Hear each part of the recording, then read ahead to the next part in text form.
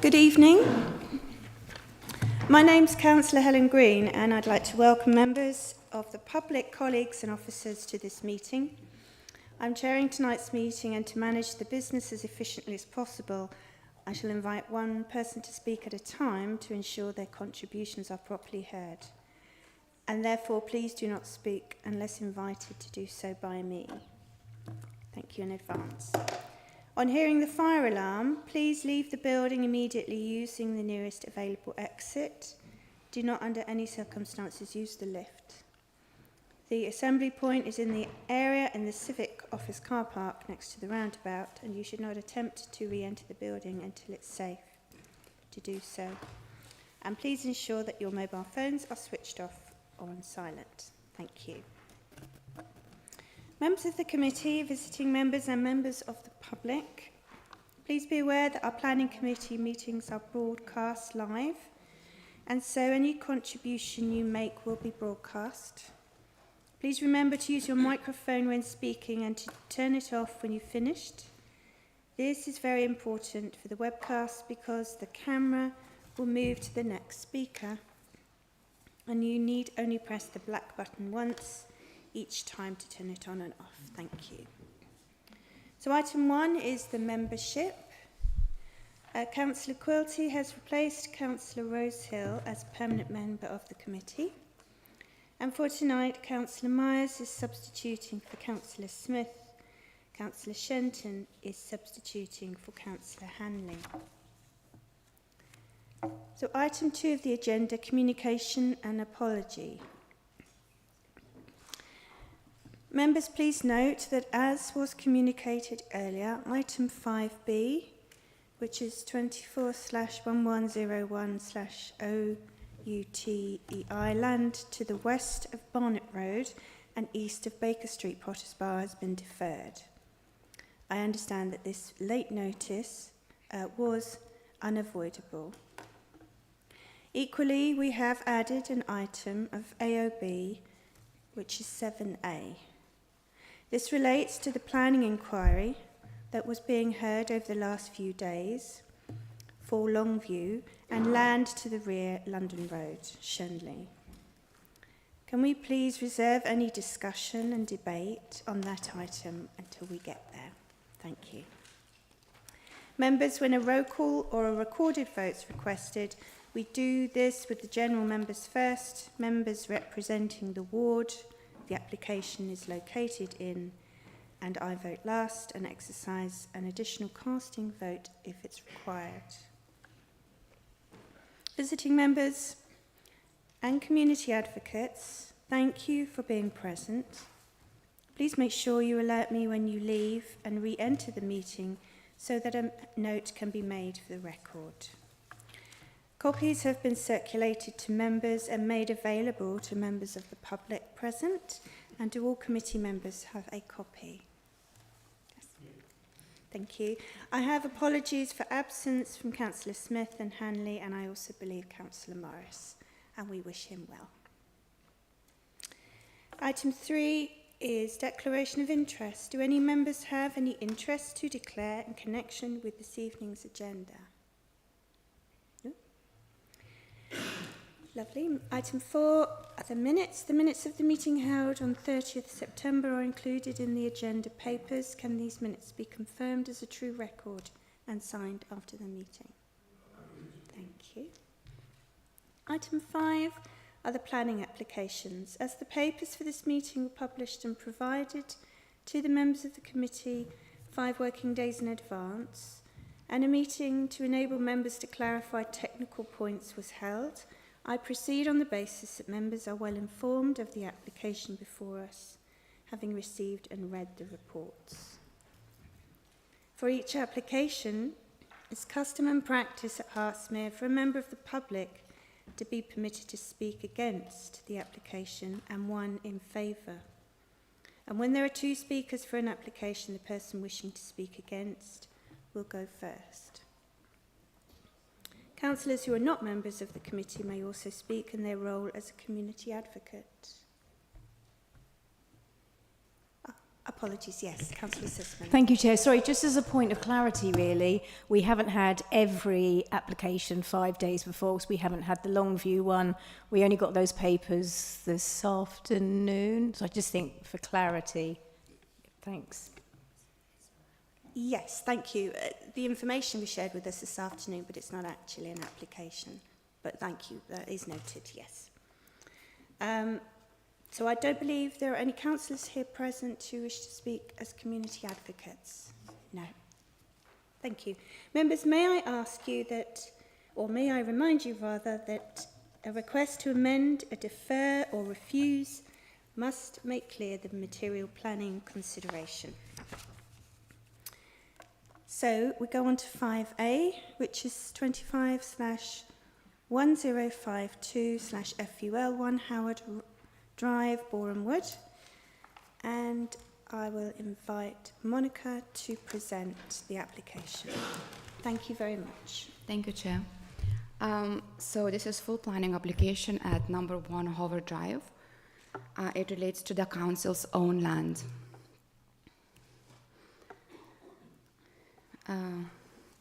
The site is the end of terrace ground floor unit located to the northern side of Howard Drive and eastern side of Balmoral Drive.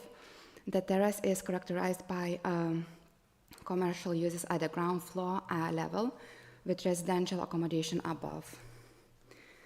As you can see here, the site has multiple parking options for both residents and visitors. There is unrestricted on-street parking at the front, and at the back there is a shared car parking space for residents and premises. There is also a public bus stop within a short walk from the site. Here you can see site photos of front elevation viewed from the Howard Drive, rear elevation, side elevation viewed from Balmoral Drive. The proposed development involves a change of use from construction shop, which is Class E, to motorcycle showroom with associated servicing, which is sui generis use. Proposal also involves retrospective alterations to the shop front. Works have been completed, incorporating centrally positioned double doors with full height glazing across the elevation. This alteration is consistent with the previous shop front. In terms of operational capacity, the agent has confirmed that there will be 5 to 10 motorcycles displayed in a showroom, 1 to 2 full-time staff members working, and 1 to 2 workshop bays. In terms of principle of development, paragraph 11 of the MPPF sets out that plans and decisions should apply a presumption in favor of sustainable development. Policy 746, controlling non-retail uses, supports non-retail proposals outside of key shopping areas, provided they do not generate unacceptable levels of noise, traffic, parking pressure, or general disturbance. The site is in a sustainable location within good accessibility to public transport, including bus stops within short walking distance. Therefore, the proposed development is considered acceptable in principle, subject to compliance with other material considerations. Here is the proposed internal layout with dedicated space for motorcycle servicing workshop area, an office, and AWC. Both the external and internal doors are 1.65 meters and can sufficiently accommodate motorcycles entering the premises.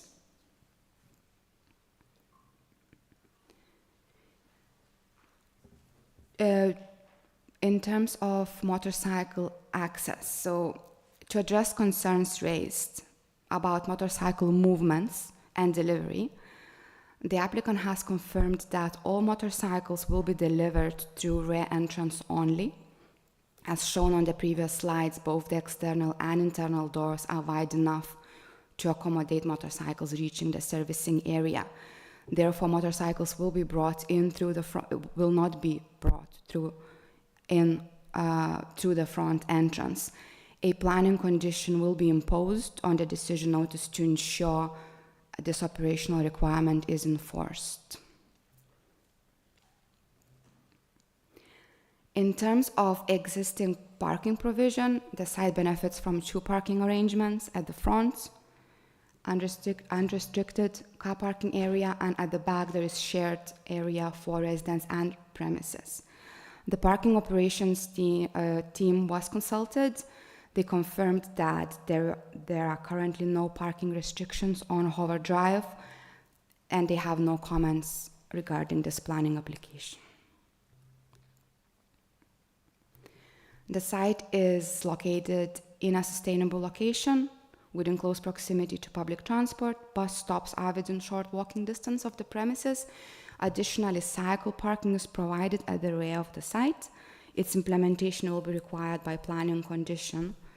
The site has a fallback position under Class E, which means alternative uses such as cafe, salon, or health services, among other uses, could operate without planning permission. These alternative uses could potentially generate higher parking demand than the proposed use. Therefore, overall, considering the existing parking provision, sustainable location with good public transport, accessibility, provision of cycle parking, and the fact that more parking-intensive users could operate without permission, the proposal is considered acceptable in parking terms. The Highways Authority was consulted and raised no objections to the proposed development and assessed several key aspects. In terms of accessibility, they commented that there is no dropped curb proposed at the front on Hover Drive. They clarified that they would not expect motorcycles to be driven across the footway, but they would accept motorcycles being pushed by hand across the pavement, which is not deemed an offense. However, to address this matter clearly, the agent has confirmed that motorcycles will only be brought into the premises through the rear door. They also commented on cycle provision. Sorry. I can't find it. Where is the mouse? Oh, okay. Okay. In terms of accessibility,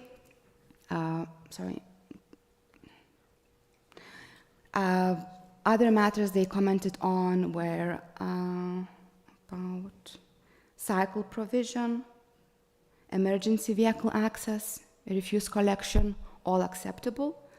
In terms of concerns raised about motorcycles being parked on the pavement, the Highway Authority advised that parking motorcycles on the footway, whether for customers or retail display, could obstruct pedestrians and interfere with the safe flow of highway users. They clarified that parking on the footway is an offense and is not acceptable. Police have powers to deal with obstructive parking. Therefore, the applicant is aware, and the informative would be added to the decision notice to inform that any parking on motorcycles on the footway would constitute an offense and would be dealt by police powers, making such activity unacceptable regardless of the planning permission. Other considerations relate to character and appearance. The proposal involves immodest alterations to the shop front. These alterations are considered acceptable as they are consistent with the previous shop front and preserve the active commercial character of the street. The glazed frontage maintains visual permeability and street engagement. In terms of residential amenity, environmental health officer was consulted and raised no objections subject to conditions. 3 conditions have been recommended. First, a noise impact assessment is required before operation begin, along with a sound insulation scheme to protect residents living above the premises. Second, plant and equipment noise must stay below the set limits at residential properties. And third, Details of the ventilation and extraction system must be provided and installed before the premises opens. These conditions would protect residential amenity while allowing the business to operate, and subject to these conditions, the proposal is considered acceptable in terms of its impact on neighboring amenity. And in conclusion, grant permission, it's recommended to grant permission subject to conditions. Thank you. Thank you very much. We have no speakers on this, so members, do you have any questions for officers? Councillor Brisky, yes, and Councillor Gray. Thank you. Thank you, Madam Chair. We have had and read a couple of mentions of new conditions to be added, but I don't think we've had any copies of these conditions. So have they been drafted yet, or is the recommendation for the committee to resolve to delegate that to officers to do after the meeting?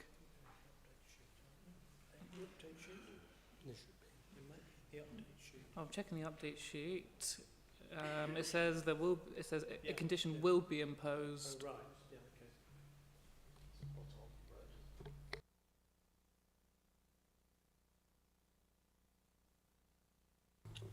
Hi, yeah, so apologies for that. I think it was meant to be on the update sheet, but if we can just go back to the slide, Monica, regarding the condition that I assume you're referring... Accessibility, access to... No, for the motorbikes, yeah.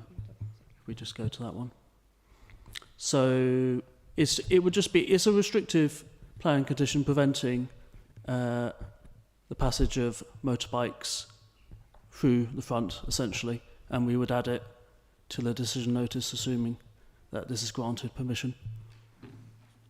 And it's on the grounds of highway, preventing conflict with highway users, essentially. I hope that answers the question.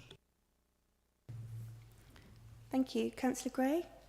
Yes, thank you, Chair, and thank you, Monica. I believe you've broken your duck in terms of presenting to this committee. This is your first one, and I just want to thank you for such a concise and clear report. I have no comments to make on this application other than I will be supporting it this evening.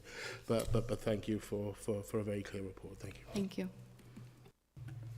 Thank you very much. So the officer's recommendation is for the committee to grant... Oh, sorry, pardon me. Councillor Sussman, yes. Thank you, Chair. Yes, I'm largely supporting this application as well. I would feel more comfortable. I'm more concerned about pedestrian footway than I am about highways.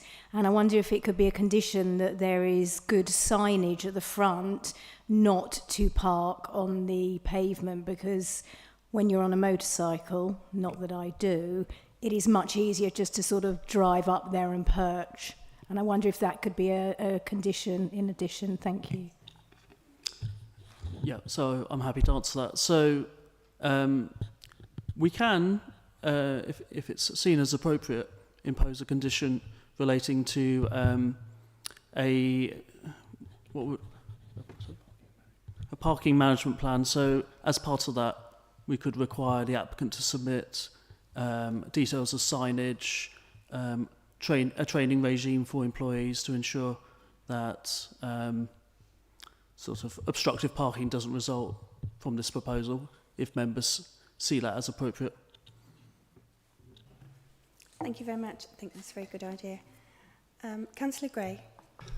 Yes, Madam Chair, thank you. If there's no more comments to be made, then I'm happy to propose that we move to accept the officer's recommendation with the caveat from Councillor Sussman in terms of the management plan that was just mentioned. Thank you very much. And Councillor Sussman second. Thank you very much. We can vote. Thank you. Thank you. So the recommendation set out in the report with the addition of the condition, if I can take members' vote. So just to remind members, it's for, against or abstain. Councillor Allen? For. Councillor Amron? For. Councillor Brisky? For. Councillor Gray? For. Councillor Kazar? For. Councillor Lambert? For. Councillor Myers? For. Councillor Quilty? Councillor Richards? For. Councillor Shenton? For. Councillor Sussman? 4. Councillor Green? 4. That's unanimous. That recommendation has been carried. Thank you. Thank you very much. So item 5B, as noted at the start of the meeting, was deferred. So we now move on to 5C, which is 25/0906/FUL land east of Rowley Lane, Boreham Wood. And I invite Emily to present when she has the availability. Thank you.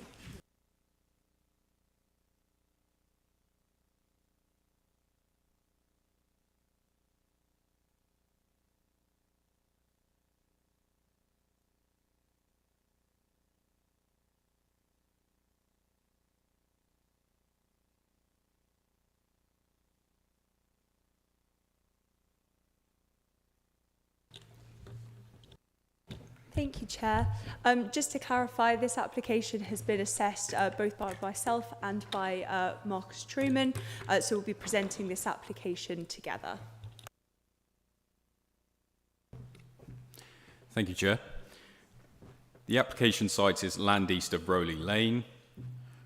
The proposal is the continued use of land for a temporary period of 3 years for a backlot in association with Sky Studios Elstree, including set construction, filming, holding areas, feeding areas, parking areas, security areas, and associated works together with continued use of the temporary access bridge.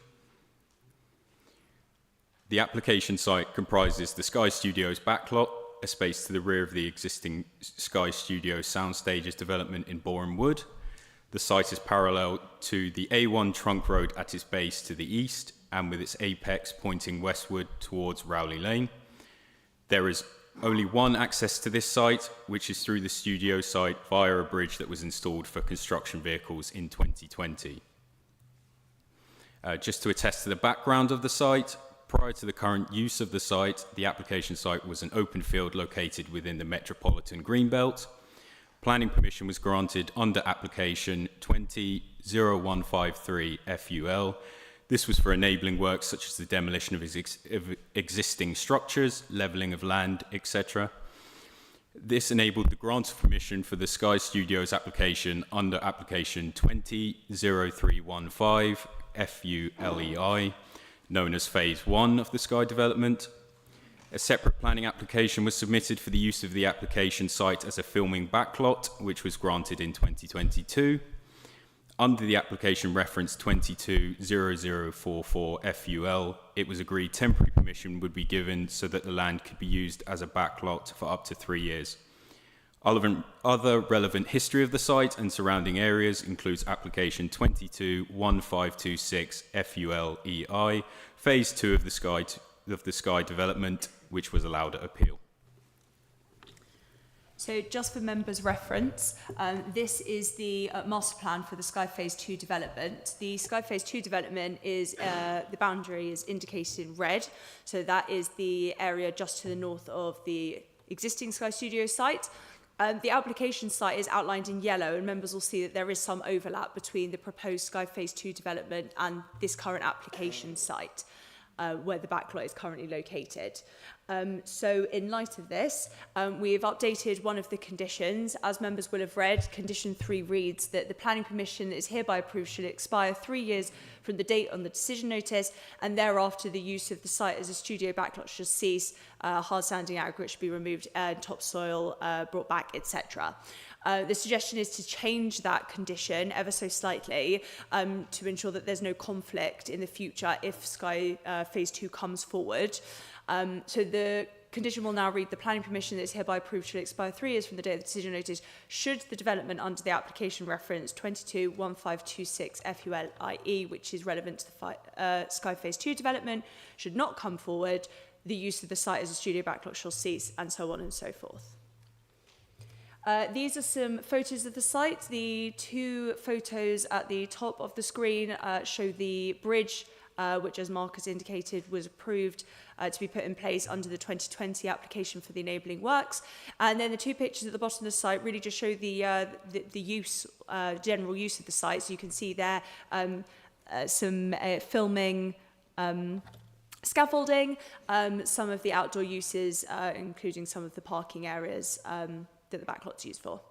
So we now move on to the assessment of the application, so the principal development. The site is located within the Metropolitan Greenbelt, and paragraph 153 of the MPPF outlines that development will be considered inappropriate unless it complies with exceptions as set out within paragraph 154 or 155 of the MPPF.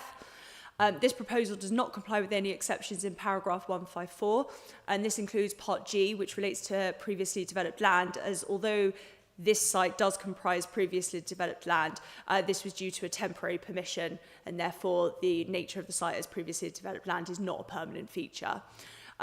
Therefore, officers have considered paragraph 155 and the grey belt test. So members can see there paragraph 155 of the MPPF, which outlines that development of home, commercial and other developments in the Greenbelt should not be regarded as inappropriate where all of the following apply. And there you have the criteria set out, which includes part A, the development would utilise grey belt land, but would not fundamentally underline the purposes when taken together. And there you can see the definition of grey belt, which is defined as land in the green belt comprising previously developed land, which in this case we know it doesn't, and or any other land that does not strongly contribute to any purposes A, B or D in paragraph 143, and excludes the land where application of these policies related to the areas or assets in footnote 7 would provide a strong reason for refusing the application. In this case, there are no reasons within footnote 7 for refusing the application, and so we're solely reliant on whether the application site strongly contributes to the purposes A, B or D. Just a snippet here from the planning practice guidance, which gives decision makers like case officers guidance as to how to tell whether something contributes strongly or moderately to the purposes of the green belt.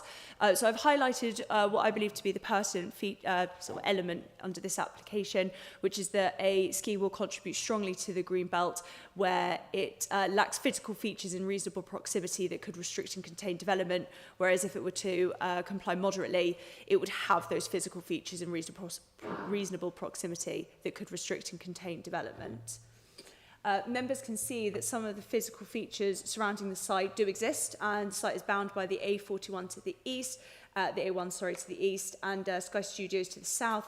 However, while the north boundary is tree-lined in nature, this would not be considered a permanent feature, as although the trees are not proposed to be removed under this application, they could be in the future.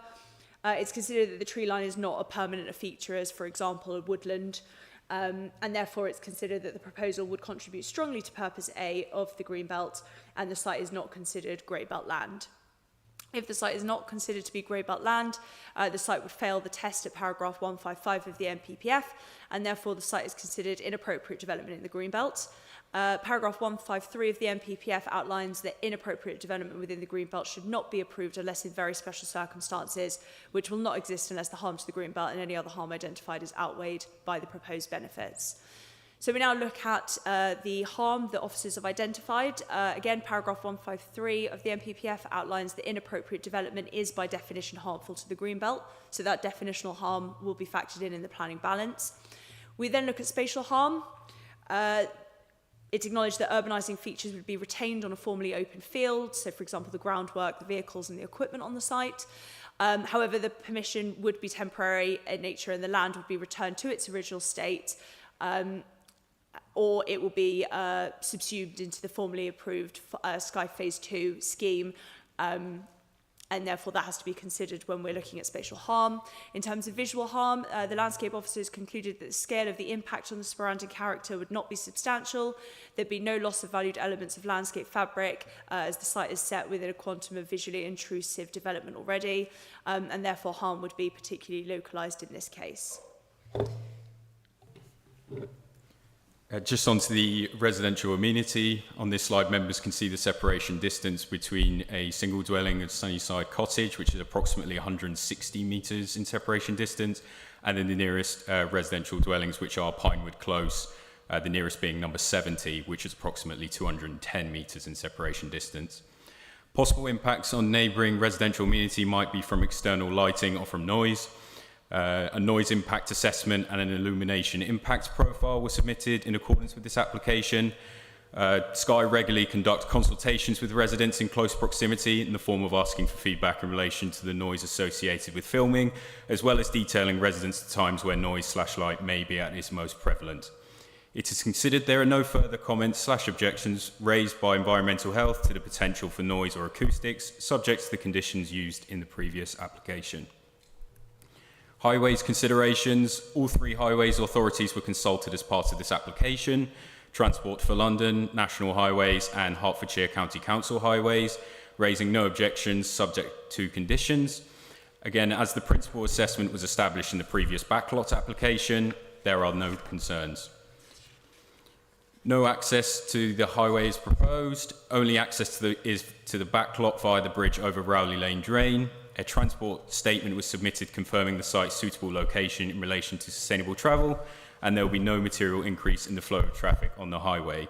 This is due to the fact that the quantity of staff filming outside on the backlot is the same as in the sound stages or production sets, as the backlot would not give rise to an increase in the parking requirements for the studios, nor would it oversee the increase in the vehicular flow that would access the backlot.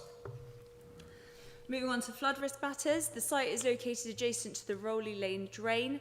That watercourse, is indicated on the image that members can see there with the blue dashed line. So it runs just along the south boundary of the application site, separating the Sky Studios development and the application site. Due to this, the southern and eastern areas of the site are considered within flood zone 3. As we mentioned, the access bridge that exists, which you can see there indicated with a red line, was agreed under the planning permission for the enabling works at the site in 2020 and already exists. The Environment Agency have been consulted and have raised no objection to the scheme. The LLFA were consulted and responded back to the council with a holding objection, subject to further information being submitted. That further information has been submitted now and has been passed on to the LLFA. However, we have not had a final response from them. So members will note that the recommendation for the application is the delegation to the head of planning or team management leader, subject to the resolution of those flood risk matters. As officers, we do not foresee that those LLFA concerns cannot be overcome on the basis that this is essentially a resubmission of the previous application. In terms of other matters, there would be no significant harm to landscape character, no removal of trees on the site. The ecology officers raised no objection to the scheme subject to a condition pertaining to the working method statement for great crested newts and how they will access and leave the site. And biodiversity net gain of 10% is secured under a Section 106 agreement. In terms of heritage harm, the site sits within the setting of Nelson Cottage and the Barn, which are both Grade 2 listed buildings. The heritage officers raised no concern to the scheme, outlining that the proposal would sit within the established character of the Sky Studio complex. So now we turn to the planning balance. Again, paragraph 153 indicates that inappropriate development should not be approved unless in very special circumstances. Which will not exist unless the harm to the greenbelt and any other harm identified is outweighed by the proposed benefits. Just to recap, the harm that has been identified so far is the definitional harm to the greenbelt and the visual and spatial harm to the greenbelt. So just in terms of the planning balance, just to give members some background, this information was in the committee report. Backlots are a very common feature of film and TV studios, accommodating filming and construction that wouldn't be able to take place in an indoor environment. Examples of the use of the backlot at Sky Studios include a rock face for an abseiling scene in Jurassic Park Rebirth, which you can see on the left-hand side of the screen. And the filming of a river rapid boat scene in Paddington in Peru, which you can see there at the bottom of the screen.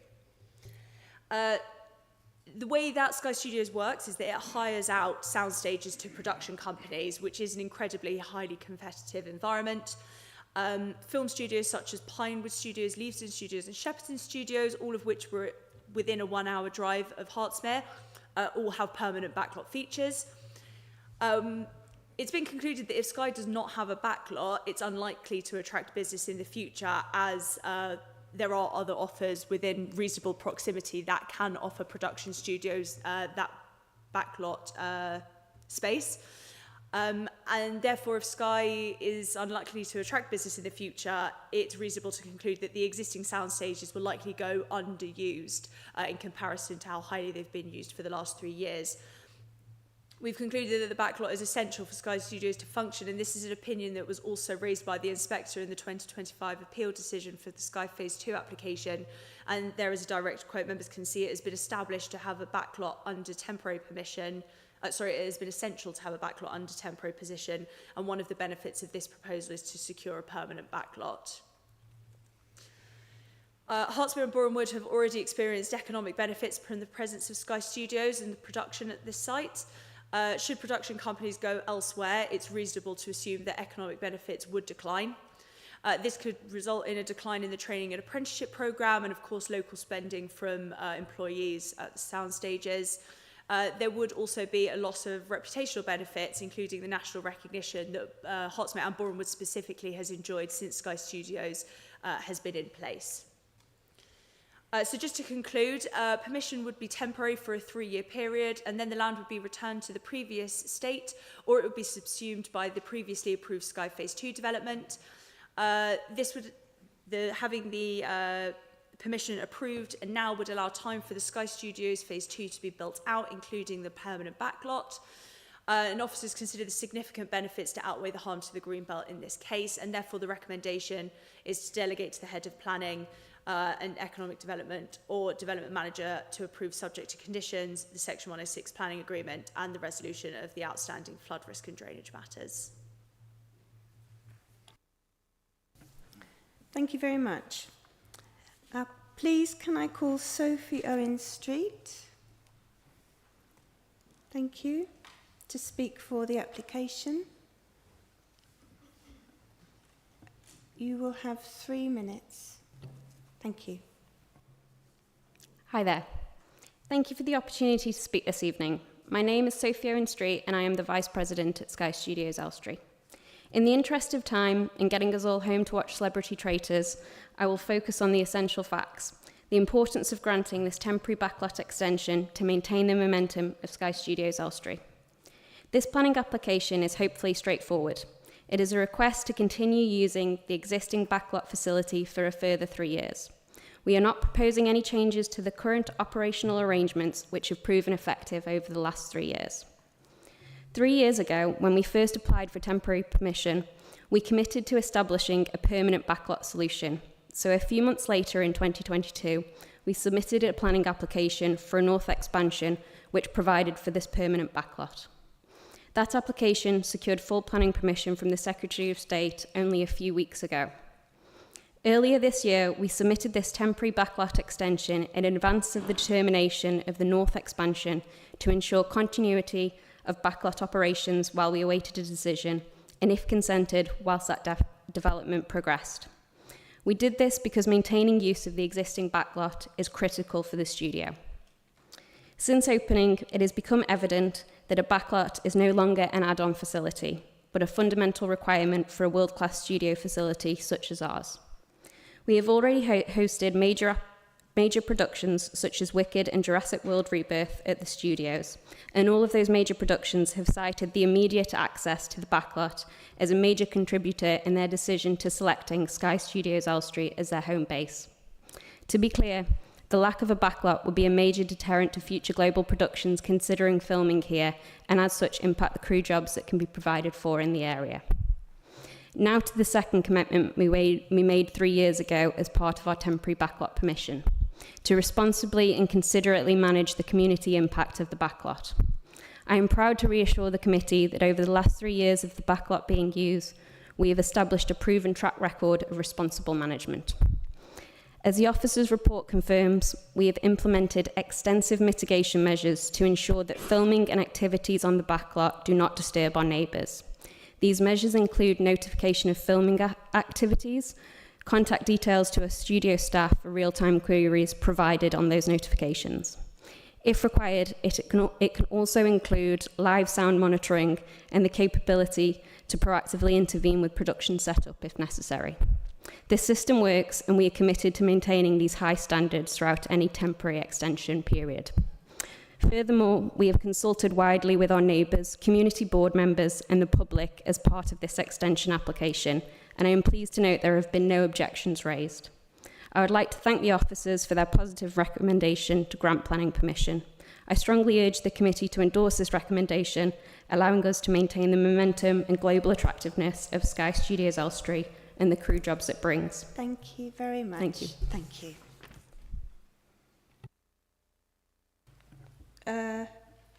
Officers, do you have any comments before I ask members? No. Thank you. Members, do you have any questions? Yes, Councillor Morris.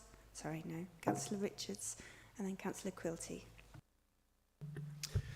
Thank you. You're noting the sort of the wording around outstanding flood risk and drainage matters. Having no reply yet from the lead flood authority isn't ideal, but is there any evidence? Is this more to do with sort of a procedural delay in sort of workflow rather than any evidence presented in the past few years around actual flooding? Yeah, absolutely. This is definitely more of a procedural sort of technical matter, as you've put it. So the LFA have a checklist of things they expect to see in a flood drainage response. They are just looking for a little bit more information, some expansion on some of the things that have been raised. But like I said, nothing that we've seen in the comments from the LFA would lead us to believe that any issues couldn't be overcome or they wouldn't be satisfied with the information that's now been submitted. The fact that we don't have the response is obviously not ideal, but as we know, the LFA can take some time to get back to us on things. If we believed there to be any kind of issue, we probably would have waited before bringing it to the committee. But like I said, the Environment Agency have seen all of the information and have no concerns, so we're quite content that this can be resolved. Thank you. Councillor Quilty. Thank you. Listening to the speaker just now and reading all the back papers on this, and I remember I was actually on the committee when it last came to, or the first time it came to be looking for permission. The reality is nothing has really changed since then, apart from the fact that they are a huge amount of jobs. This actually provides a lot of jobs. And the thing about this is that you could always, potentially, you might be able to find some reason to sort of take a different view than the officers. But wouldn't that be a sad situation? Because I believe that the officers have put forward very special circumstances. They've demonstrated it. They've shown it. Forget about the grey-green belt debate.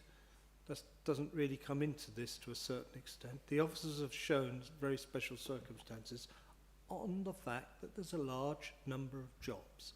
So I will be supporting this, and at the time, if you do want someone to oppose or second, I'm quite happy to do it. Thank you. Thank you very much, sir. Councillor Myers. Thank you very much, Chair. I think Councillor Quilty has put everything incredibly well. My main question, which has been answered, but just for confirmation, this backlot sits completely in the sight of the planning permission for phase 2. So sorry, yeah. Yes, it does. We can take you back to the image that I showed. So yeah, this site in its entirety is encompassed within the master plan for Sky Phase 2. So we've had to change that wording slightly, just so that to the condition, sorry, just so there's no overlap, i.e. they wouldn't have to, after 3 years, they wouldn't have to take this back to sort of ground zero and then build it back up again. Because that would be quite unreasonable. So we just wanted to make sure that there was no conflict. But yes, it's fully encompassed. Lovely. Exactly what I thought, and that's all I need to know. So I will be happy to second it when the time comes. Thank you, Chair. Thank you very much. Councillor Gray, sorry, and then Councillor Brisky. Thank you. Thank you, Chair. And there is a little bit of a debate on this side of the chamber whether this is Marcus's first outing presenting to the planning committee. I believe you have done it once before with us. So yes. Anyway, congratulations on a very comprehensive report. I think the issue around flooding is just a kind of procedural matter, to be quite honest with you, and it doesn't provide me with any concerns whatsoever. Who knows, if ever they slate Waterworld to a little bit of extra water on the back lot might be a welcome addition rather than a hindrance. The whole issue around grey belt, green belt and the assessment that's being made, as Councillor Quilty outlined, it again is a procedural issue. Had this not been delayed by having to go to the planning inspector and taking almost 2 years to come to a decision to get the very welcome planning permission for Sky 2, we wouldn't be looking at a backlot now, we'd be looking at sound stages on that site. So as far as I'm concerned, this is a win-win. We all sat in this chamber last month welcoming Fairbank Studios and the rebirth of that as another vital piece of the jigsaw securing the future of cutting-edge film and TV in this borough, and it would be a retrograde step to stop them continuing using this backlot for what is world-class film production. So I'm very happy to move that we accept the officer's recommendation on this. Thank you, Chair. Thank you very much. Councillor Brisky, you wish to speak. Thank you, Madam Chair. I actually voted against the original backlot application when it came a few years ago. You do remember. But given that we have lost the appeal, this time I will be supporting it. I've previously voted against it due to my concerns around harm to the green belt. However, one thing I would like to add is that I find it quite troubling that a member of the Cabinet has just welcomed the fact that a decision by this committee has been overturned at appeal, and that does concern me slightly because the Cabinet should be very committed to fighting all appeals with full strength. It shouldn't concern you whatsoever, because like yourself, Councillor Brisky, I voted for Sky 2. Thank you, thank you, thank you. We can, yes, debate the rights and wrongs of appeals and not appeals at another time, please. Thank you. Thank you very much. Yes, Councillor Allen, you wish to speak? Well, I wasn't here when we first approved the backlot, but I voted against Phase 2, I voted against the expansion, and ultimately the inspector found otherwise, but I stand by it. I think that was the right decision 18 months ago, and you can see what the extension will do to Well End, which is to wipe it out of existence. However, we are where we are, so this will have to happen. Thank you. Councillor Gray, yes. I didn't move that we accept the officer's recommendation at the end of my speech. You did, yes. Thank you. Do I have a seconder? Councillor Kaza, thank you. So we can now vote. Thank you very much. Thank you. The recommendation is as set out in the report. If I can take members' vote, please. Councillor Allen? For. Councillor Amron? For. Councillor Brisky? For. Councillor Gray? For the officer's recommendation. Councillor Lambert? For. Councillor Myers? For. Councillor Quilty? Councillor Richards? For. Councillor Shenton? For. Councillor Sussman? For. Councillor Kazar? For. Councillor Green? 4. That's unanimous. That recommendation has been carried. Thank you. Thank you very much.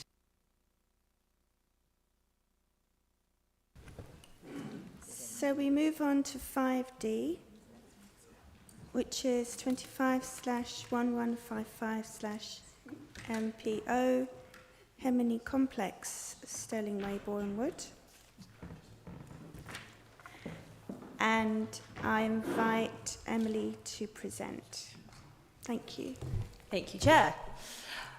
So the application for Hertsmere Complex, this is an aerial view of the site. You can see the application site outlined in red and its proximity to the built-up area of Boreham Wood and the A1 to the east. The proposal is for the application, the application is for the modification of the Section 106 agreement under application 171063 FUL. Its original planning permission was for the construction of a rooftop extension to the original building to provide 9 dwellings. Under the original planning permission, Section 106 agreement secured 3 dwellings as affordable housing units. All of these affordable housing units were secured as shared ownership. And the current application seeks to modify the Section 106 agreement to remove the obligation for on-site affordable housing. So a little background to the site. The original application granting permission was granted in August 2018. The development then commenced in 2020 and the development was completed in 2021. As requested by members at the technical meeting, I have included a snippet of the Section 106 agreement just to show members what exactly the definition for shared ownership housing was. And I think it's worth reading out: the granting of a lease to a shared ownership leasee of an affordable housing unit, which grants an initial equity share in the said affordable housing unit of not less than 25% and not exceeding 75%, and upon which rent may or may not be paid on the unsold equity, including provisions allowing the shared ownership leasee to purchase further shares in the shared ownership unit, such shared ownership lease to be drafted in accordance with the terms recommended by the Homes and Community Agency. This is a fairly common structure within a Section 106 agreement for shared ownership definitions. Moving on, the application 220368 VOC was an application to vary the affordable housing contribution submitted around 3 years ago. Under this application, there was a submission of a viability assessment and also the submission of evidence to show the attempts of the applicant to dispose of the affordable housing units. This variation application was prepared to be heard at the Planning Committee in August 2023, but was withdrawn due to concerns raised by members that needed further investigation from officers. Since 2022, work has been ongoing between the applicant and officers to gather further information related to the viability study and assessment. And the current application, that is the MPO application, has been submitted as a more appropriate mechanism to amend the Section 106, but we have utilised the evidence collected in the previous applications to come to the decision or the recommended decision on the application. So in terms of the background to the policies, policy CS4 of the core strategy of our development plan outlines that to increase the supply of affordable housing, development of 5 self-contained residential units or more, or developments exceeding 0.2 hectares in area should make provision for an element of affordable housing, and it's outlined in that policy that 35% of the units provided by a development should be affordable housing. However, in November 2014, a written ministerial statement was published which outlined that on sites of 10 units or less, and which are smaller than 1,000 square metres, affordable housing contributions should not be sought. This was then reflected in the NPPF policies, namely paragraph 65, which members can see on the screen, which outline that developments which are not major residential developments should not be required to provide any affordable housing contribution. And then major residential developments are defined within the Development Management Procedural Order, or the DMPO, as residential developments with 10 or more dwellings or a site area of 0.5 hectares or more. Hopefully members can see all of the relevant policies highlighted there. At the time of the determination of the original planning application, it was common practice for officers to utilise policy CS4 when determining applications. However, it's now the consideration that as national policy, namely the NPPF, supersedes local policy, that is the core strategy, officers should adopt paragraph 65 in decision making. And in this case, the development provided 9 units and is therefore not considered a major development. So the relevant policy in the assessment of the application is Section 106A of the Town and Country Planning Act, which relates to the modification of legal agreements. Officers consider that Part B is relevant in this case, reading that where an application is made to an authority under Section 106, the authority may determine if the obligation no longer serves a useful purpose, the obligation may be discharged. Officers therefore address this in the assessment, whether the obligation serves this useful purpose. Officers have also considered Regulation 122 of the Community Infrastructure Levy Regulations, which relates to planning obligations, and particularly Part A, which reads that a planning obligation may only constitute a reason for granting planning permission for the development if the obligation is necessary to make the development acceptable in planning terms. At the time of the determination of the original planning permission in 2018, officers considered that the planning obligation to provide affordable housing met these 3 tests. However, under the current application, officers must consider the relevant policies outlined and the changes in practice since the original planning permission, namely the adoption of paragraph 65 of the NPPF in decision making. National policy indicates that development is acceptable without an affordable housing contribution obligation, as the development is not considered a major residential development. So we move now on more specifically to the assessment of section 106A and this idea of useful purpose. So members will have seen in the committee report that in line with the standard shared ownership model, a registered provider must dispose of the shared ownership housing in order to comply with the procedures as set out by the Homes and Communities Agency. That Homes and Communities Agency is specifically referenced in the definition of shared ownership within the original section 106 that I read out before. Evidence has been provided and was included in Appendix 1 of the committee report to indicate that registered providers have been contacted to dispose of these affordable homes. However, where responses have been received, there has been no interest in taking on the affordable housing units. Either the number of units is too low and therefore management costs would negate affordability, or that the dwellings are not within a single block for management purposes and therefore there's no control over ground rent and service charge, again negating the affordability. These points were also raised by the consultant at Aspinall Verdi, who looked over the viability assessment. In his response to that assessment, he highlights, as I said in page 3, that this kind of response is to be expected and that it is quite unusual for a registered provider to take on this number of units, particularly where they're in a mixed environment with market housing. Officers have therefore concluded that affordable housing units are unable to be disposed and therefore inherently cannot meet a useful purpose. That is not to say that any affordable housing units cannot meet a useful purpose, but in this specific example, without a registered provider to dispose of, these affordable housing units cannot be disposed of.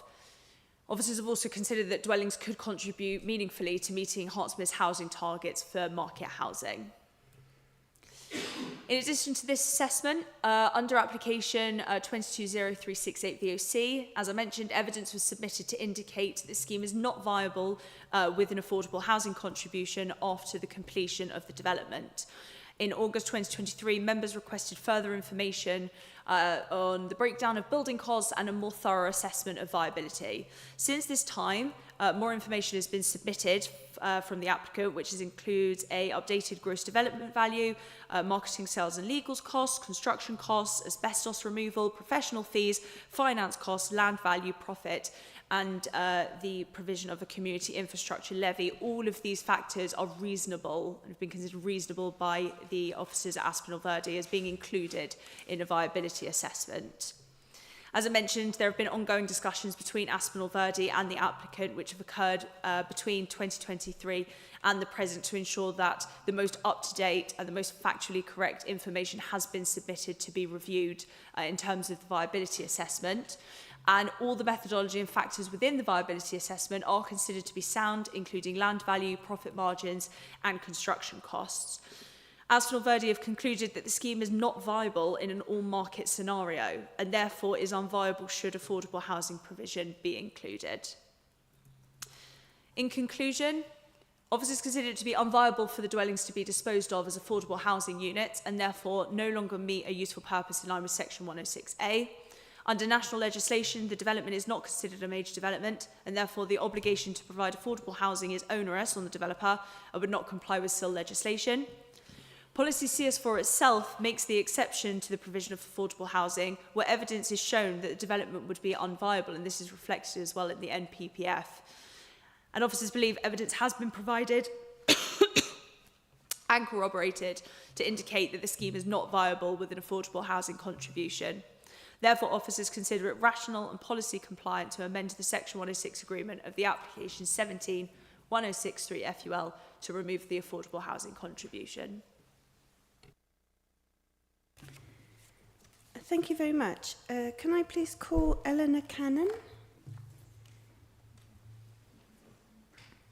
Thank you.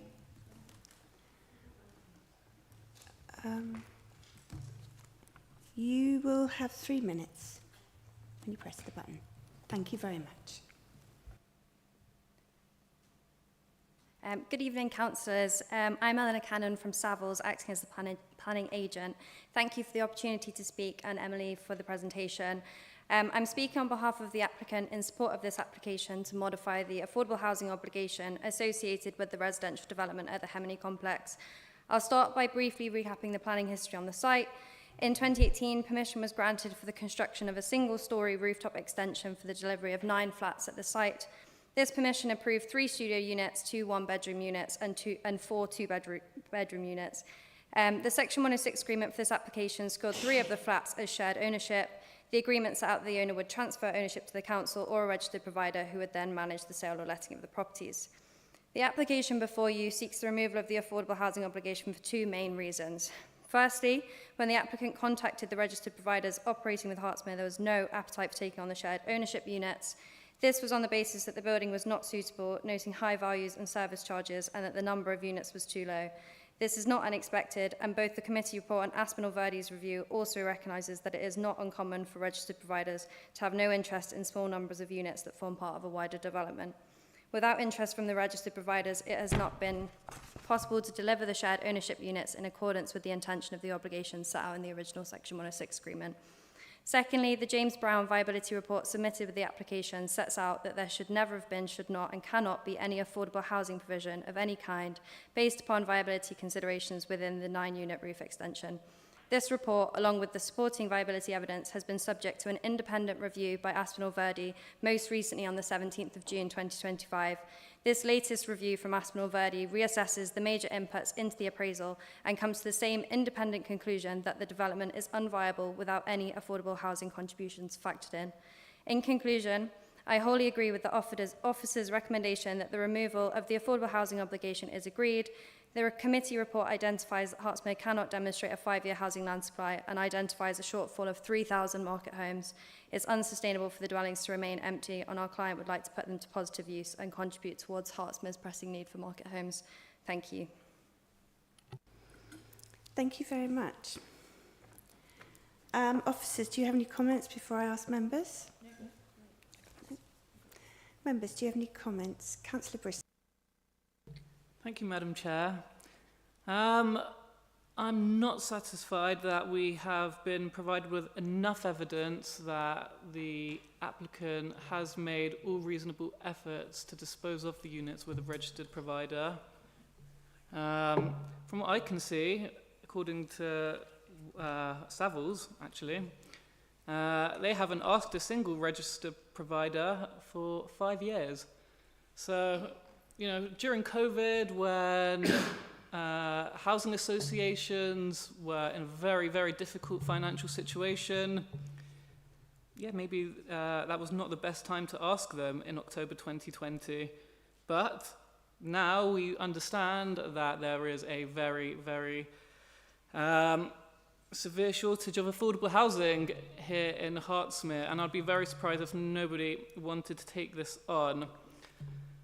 At the planning technical meeting last week, we requested comment from this council's housing team. I don't think we've received that. And I'd actually requested that the full schedule relating to affordable housing would be included in the additions and updates sheet. It wasn't, but I have taken the liberty of looking it up myself. And it says, no more than 50% of market housing units shall be occupied until the owner shall have transferred the freehold interest or leasehold interest for a term of no less than 125 years on a full repairing and insuring basis in each of the affordable housing units to the council or the registered provider with the benefit of the following. I'm not going to read out the rest. Now, I've not looked into this in much further detail in terms of the planning history since then, but clearly the market housing units have been occupied. But no, I'm not satisfied that we have sufficient information that the applicant has made all reasonable efforts to dispose of the units, and therefore the best I can vote for this evening would be to defer the application to request more information on that from the applicant. But my final comment would be, if it wasn't viable, then they should never have signed the agreement. Thank you very much. Can I respond to a couple of those points? Is that all right? Thank you, Councillor Brisky. I think the word that you've used, reasonable endeavours, is really important when we're looking at what we expect applicants to provide to us.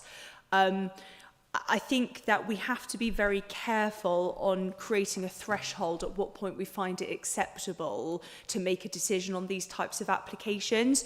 How many registered providers should an applicant go to before we deem it to be acceptable?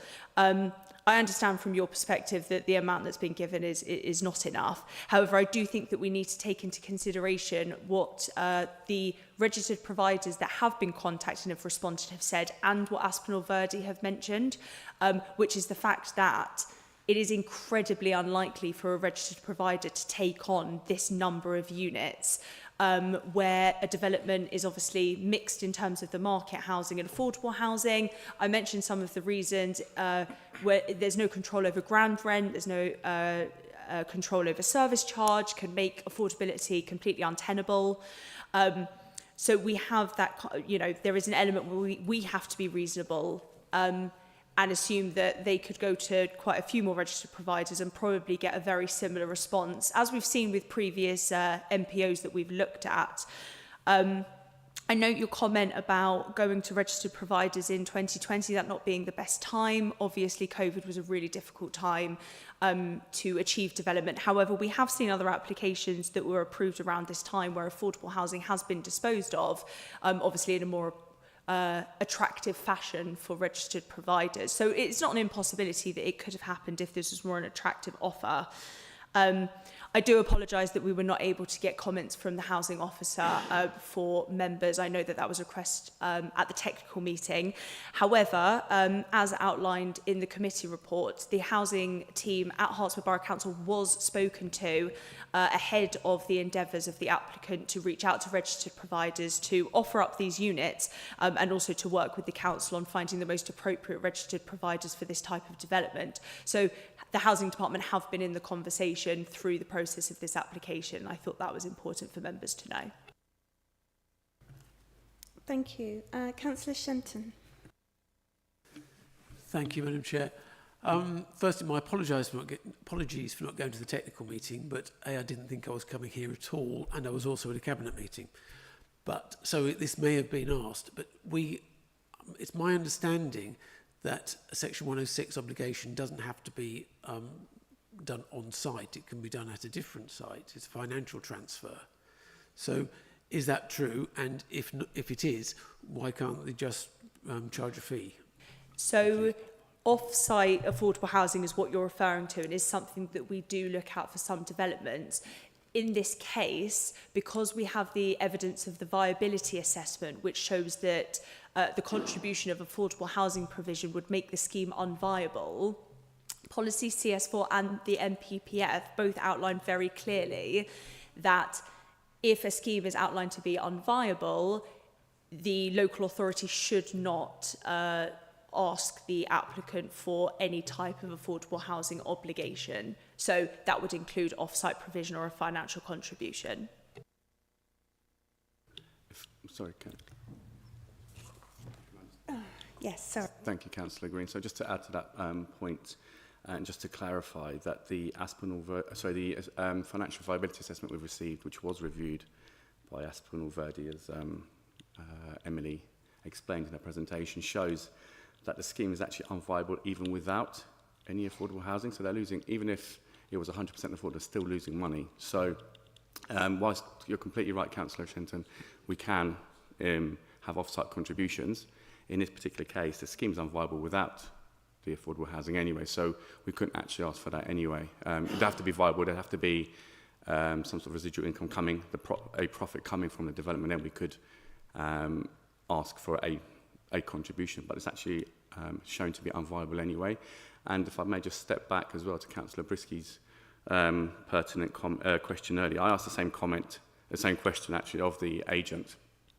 Just when you asked, why did your client sign the agreement, and why did you start building this? Because it's a very, very, very pertinent question, and the response I got was that at the time of the application in 2017, and it was approved in 2018, it was viable. They began to build it in 2020, and as members will remember, COVID hit, and you had a lockdown in this country, in many parts of the world, and you had a very high build cost inflation, which the developer took. Some developers would have stopped at that point and gone, this is unviable, we'll just leave it until better days come and finish it then. What they decided to do is to ride out the storm, so to speak, finish the development in the hope that as they continue to build costs would come down or stop rising at the very least, and there'll be enough value in the scheme to continue to make it profitable. As we know, that didn't happen for various reasons, and when they completed the development, it was unviable. It's proven to be unviable, and they have, as Emily said and as was raised, they have gone to registered providers, but that have had negative responses. And even if I'll make the point, even if the scheme was viable with affordable housing, as Emily said earlier, very few RPs ever take on such few units because, again, it being an extension to an existing building, it becomes very expensive for them to run it because they've got the market element, they've got the affordable housing element, they've got to have different ground rents, different service charges, and when it's just a very small number of units, it becomes very expensive and just totally unviable for the RPs to do so. So there's a three-pronged argument here. It's not viable anyway. It's not viable as it stands, even without affordable housing. Even if it was, RPs would not be interested in such few units. So we're kind of in that situation where we've had expert advice to show it's not viable, even if it was changed to some different form of affordable housing, as we've had with other MPOs in the past. The scheme's still unviable. It's unviable as a 100% market scheme. So there's no money in the scheme to try and extrapolate to do anything else with. Thank you. Thank you. Councillor Gray. Yes, thank you, Chair. And I won't congratulate Emily because this is obviously not her first application. No, I think congratulations are in order because actually you've been living in this chamber for probably the last 2 weeks, and it looks like you're probably not going to get an early night tonight. Look, there's so many issues I have with this this application here before us.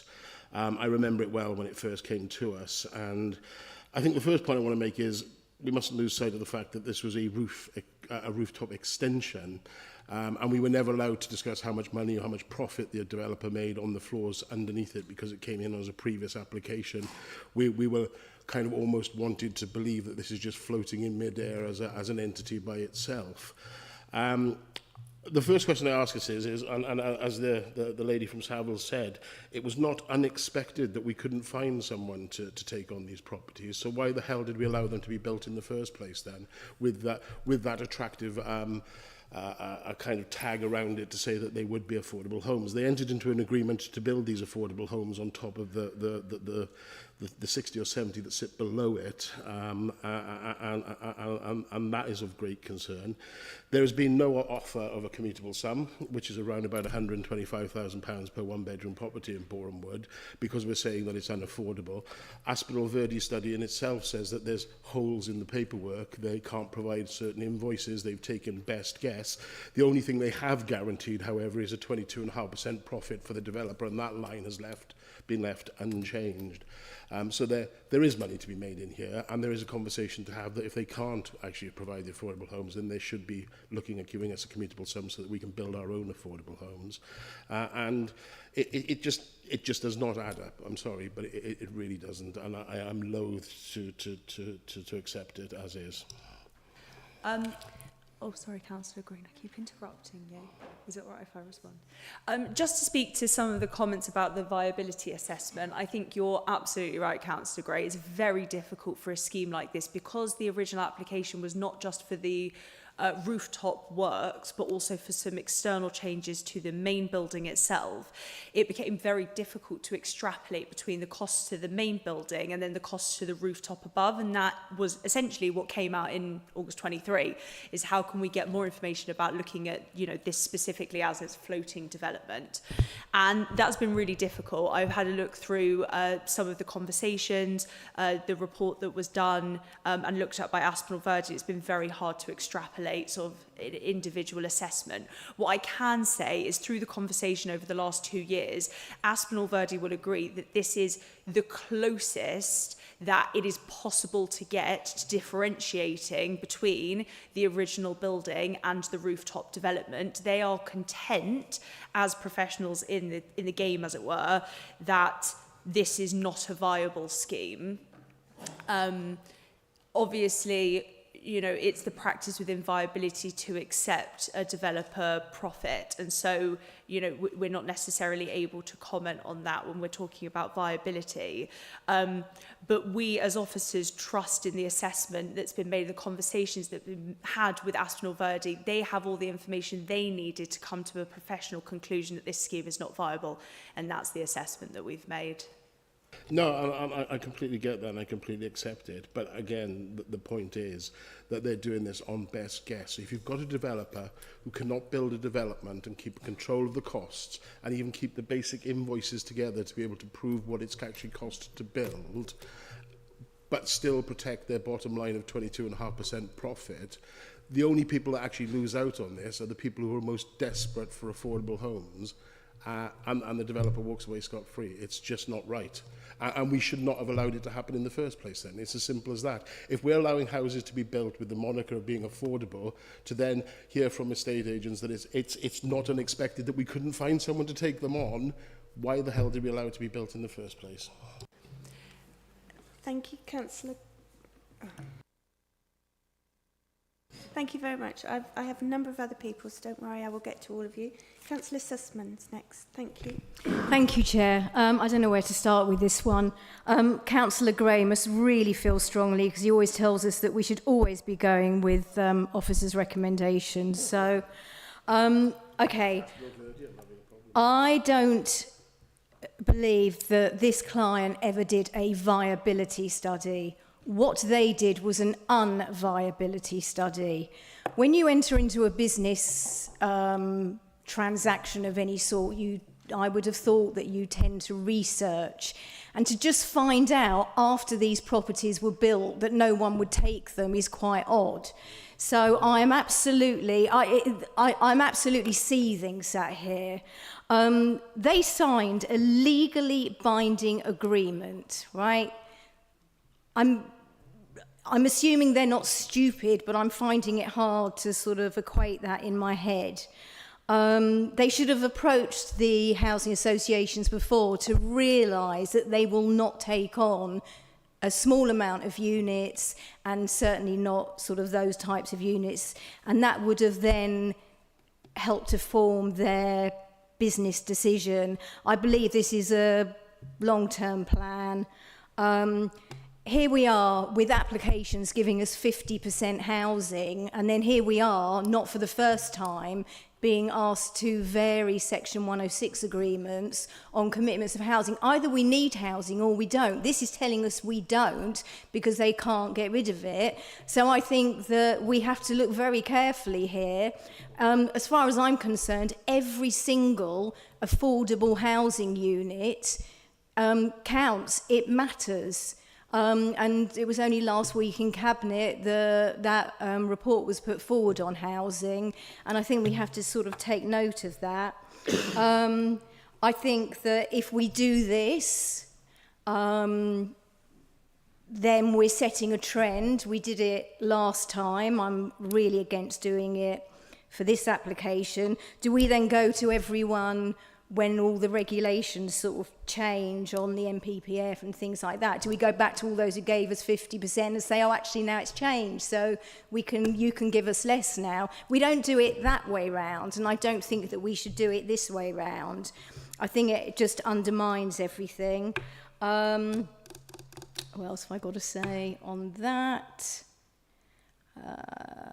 I think that sort of sums it up. I just think this is purely a bad business model, with the main flaw, just to repeat, they should have gone to the housing associations before, not after. And I won't be supporting it, surprise, surprise. Thank you very much. Councillor Green, sorry, could I just do a couple of points, if that's all right? Councillor Sussman, I think that your frustration is shared with many members of the committee, and I think it's something that I recognised at the technical meeting. The frustration around the schemes like this coming forward on account of them not having considered or had forethought as to whether or not this would be viable or whether they'd be able to dispose of the affordable housing units. I do believe that is why the policy has changed. This is an issue that obviously was happening not just in this borough with this development, but everywhere. And it's been acknowledged that, you know, this number of units, it's unlikely for registered providers to take these on for them to the units to be disposed of as affordable housing. And so the national policy has changed to ensure that the number of units being provided is tenable for registered providers to take on, which is why there's been that goal shift.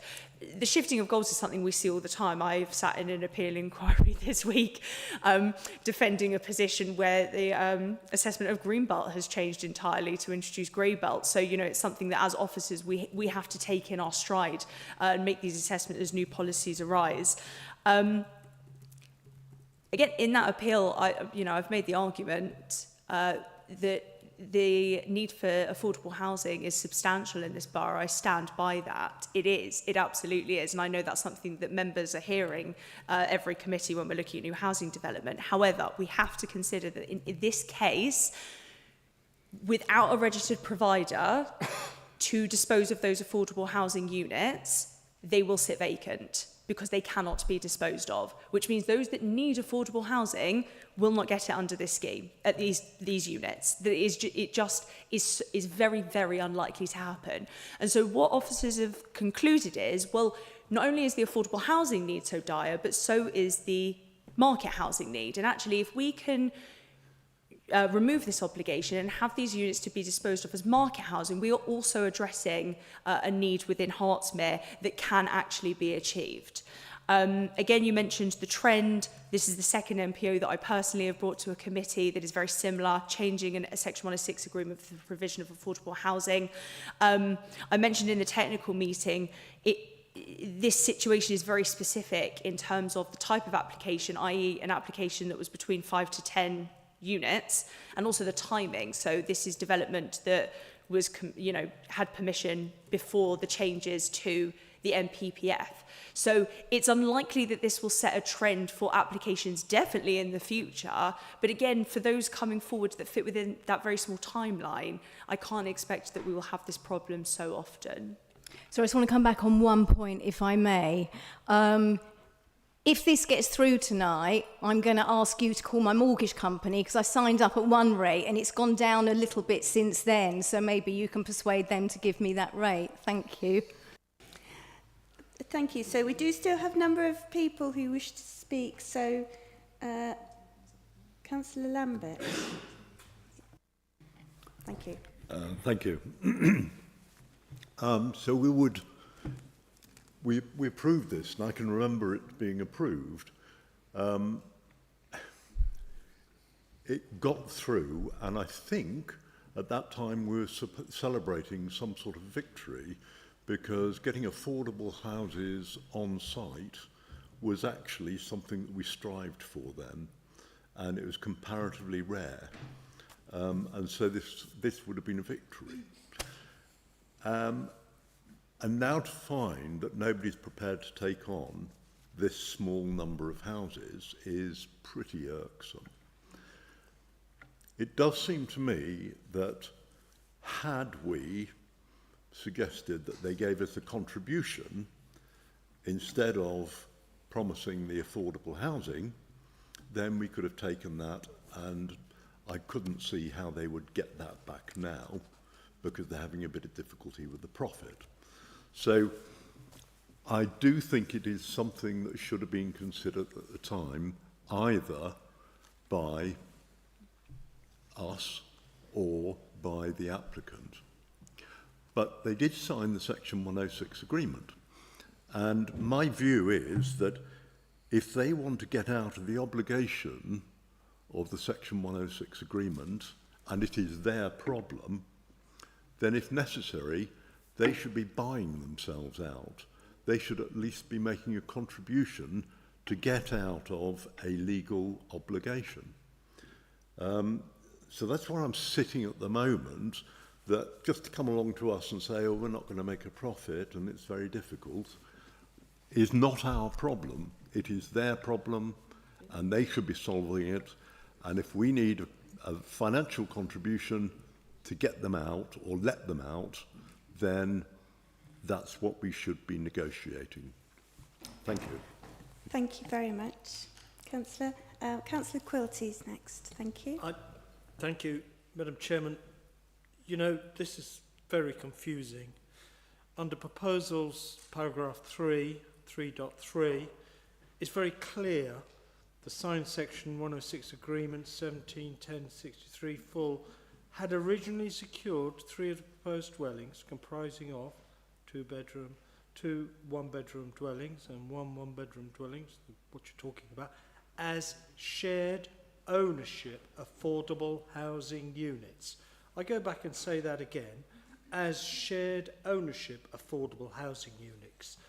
The section 106 agreement was signed on the 30th of July. So they've got this agreement to provide or to sell on these units as shared ownership housing units.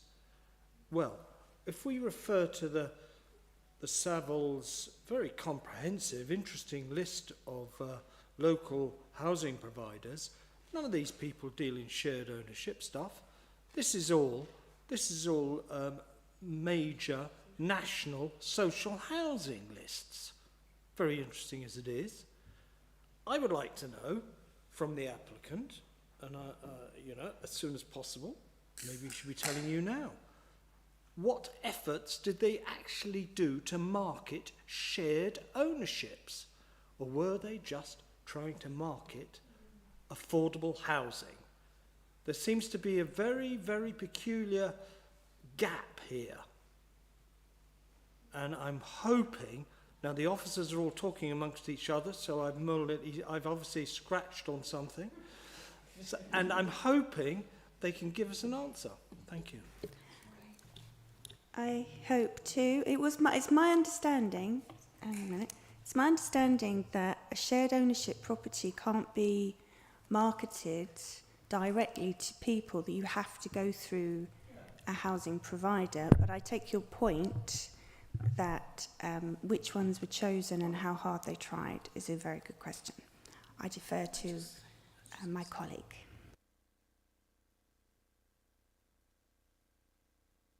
Whilst while you're talking to the officers there, they might want to turn around. When they turn around and say Network Homes only purchase in excess of 25 units, BHSA, and it lists on, they're not.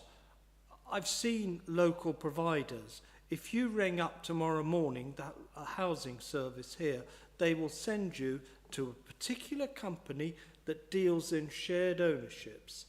And if you go there, you will look at it all there. It's all a non-for-profit making company that does these things on behalf of Hertsmere.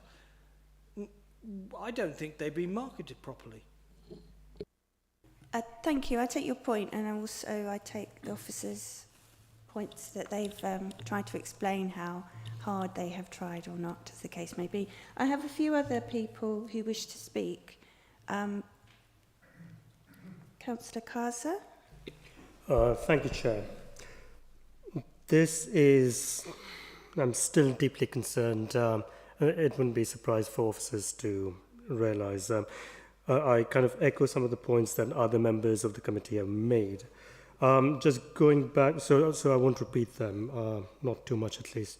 But going back to the timelines, the permission was granted in 2018, construction commenced 2020.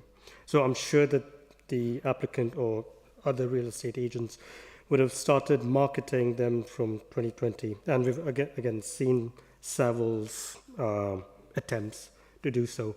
Once it was completed in 2021, I'm just wondering if they've already done a kind of market assessment of if the affordable housing or social housing would be sold or not, right?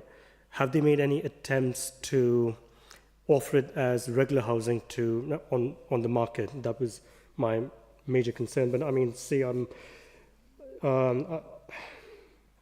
I'm still trying to keep an open mind regarding this application, and at the end of the day, I'm still thinking of what's best for my ward residents. So, I mean, in terms of the question, if there's any reply, that I'll be grateful. So I think I'm answering your question when I say that these dwellings haven't been marketed at market rate. I think that was the question. So they have sort of kept in line with the agreement insofar as these have only ever been retained as affordable housing units, which is why at the moment they are sitting vacant. Without repeating myself too much, because I do understand what members are saying about the registered providers, who has been contacted, who may not have been contacted. I've already mentioned reasonable endeavours and setting a threshold, which can be a difficult position to defend, if we are in an appeal situation. But I also think that it's important, again, for members to consider that it is not just me, myself, explaining my thoughts on this matter, which is that I don't think that a registered provider is likely to take on these units. That is also the professional opinion of the officer from Aspinall Verde. He is not surprised that these units have not been taken on, because it is not customary for registered providers to do so. And again, we come back to reasonable endeavours. It would be very difficult, therefore, for the applicant to find a specific registered provider that may or may not take these on. So we have to consider the opinions of these professionals, as well as obviously officer recommendation. Yeah, hang on. Yes, sorry. I have a number of other people that want to speak. Yes, sorry, Councillor. Sorry, it was just a follow-up very quickly. Are you saying that no shared ownership houses will be sold then in Hertsmere because no one will pick up the for sale bit of it? It's very simple. Not in the slightest, we are not saying that. And I think that point we have to make very clear. We obviously, as a council, acknowledge that affordable housing is so important in this borough, whether that's affordable rent or shared ownership. We see it all the time included in affordable housing contributions for larger schemes. Under those larger schemes, though, we do have things like an affordable housing schedule. We have an affordable housing plan, which shows us where those dwellings are going to go, that we get advice from our housing team on whether it's likely or not that affordable housing will be taken on. Obviously, for larger schemes, it's far more likely that that's the case. So, no, it is not the case that we're saying that shared ownership as a concept wouldn't work in this borough. We've seen it work. It's just that for this particular scheme, where it's only 3 dwellings, it's unlikely that a registered provider would find that attractive. It's because it's part of a development that's not. Because it's a hybrid, it's not viable, which... It is indeed. We do have a few other people that want to speak. Yes, so I've got Councillor Allen, Councillor Richards and then Councillor Gray. Thank you. Well, the words thin end and wedge spring to mind with this one. And I know it is argued that this is quite a niche category because of changes in policy, and I understand that argument. But I think I would echo other comments here that we get into very dangerous territory with this kind of thing, because so many applications are essentially, this is a thing you don't like, but there's also this good thing. And then if a few years down the track they say, actually, we didn't really mean the good thing, so we're not going to do that bit anymore, then that way hell lies. So we need to be very, very careful. And I appreciate there are a lot of technicalities around this field which make it more complicated. It isn't absolutely black and white, but from what I've heard, it strikes me that there are some options the applicant has not yet tried. I don't think the alternatives have been exhausted. And I think Councillor Lambert put it very well, which is this was the proposition that they came up with and they agreed to. And I think ultimately, rather than us going through these contortions, it's their problem. Thank you very much. Councillor Myers, I forgot to ask you. Sorry. Thank you. Thank you, Chair. I'm not going to rehearse the arguments around viability. I think that's all been said. But I would like to pick up on something that Emily had said about at what point we were consulted. So our housing department. If I think you said before the housing associations were, in which case that was prior to 2020. So nothing been done between 2020 and 2025 in the way of of us as an authority looking at these properties, because things have changed in the last couple of years and we are taking on properties. So if nobody's actually spoken to this authority, to our asset management team or our housing team at any point in the last 2 and a bit years, things may very well have changed. So I don't know whether... it'd be really interesting to hear what the latest is from housing on these. So the information I have is that it was in 2020 that the Hertsmere Borough Council Housing Strategy Manager was spoken to, and that sort of dialogue was opened so that the applicant could provide details of affordable housing registered providers operating within the borough. The list that we see is, well, some of those at least were the ones that were included as sort of advisory from Hertsmere Borough Council themselves. But I don't have any evidence that shows that there has been further consideration. However, I do think it's important to note, again, and I mentioned this in a technical meeting when we were talking about timelines, is that obviously the application, the development was completed in 2021, and in 2022, we received the first application to vary the affordable housing provision.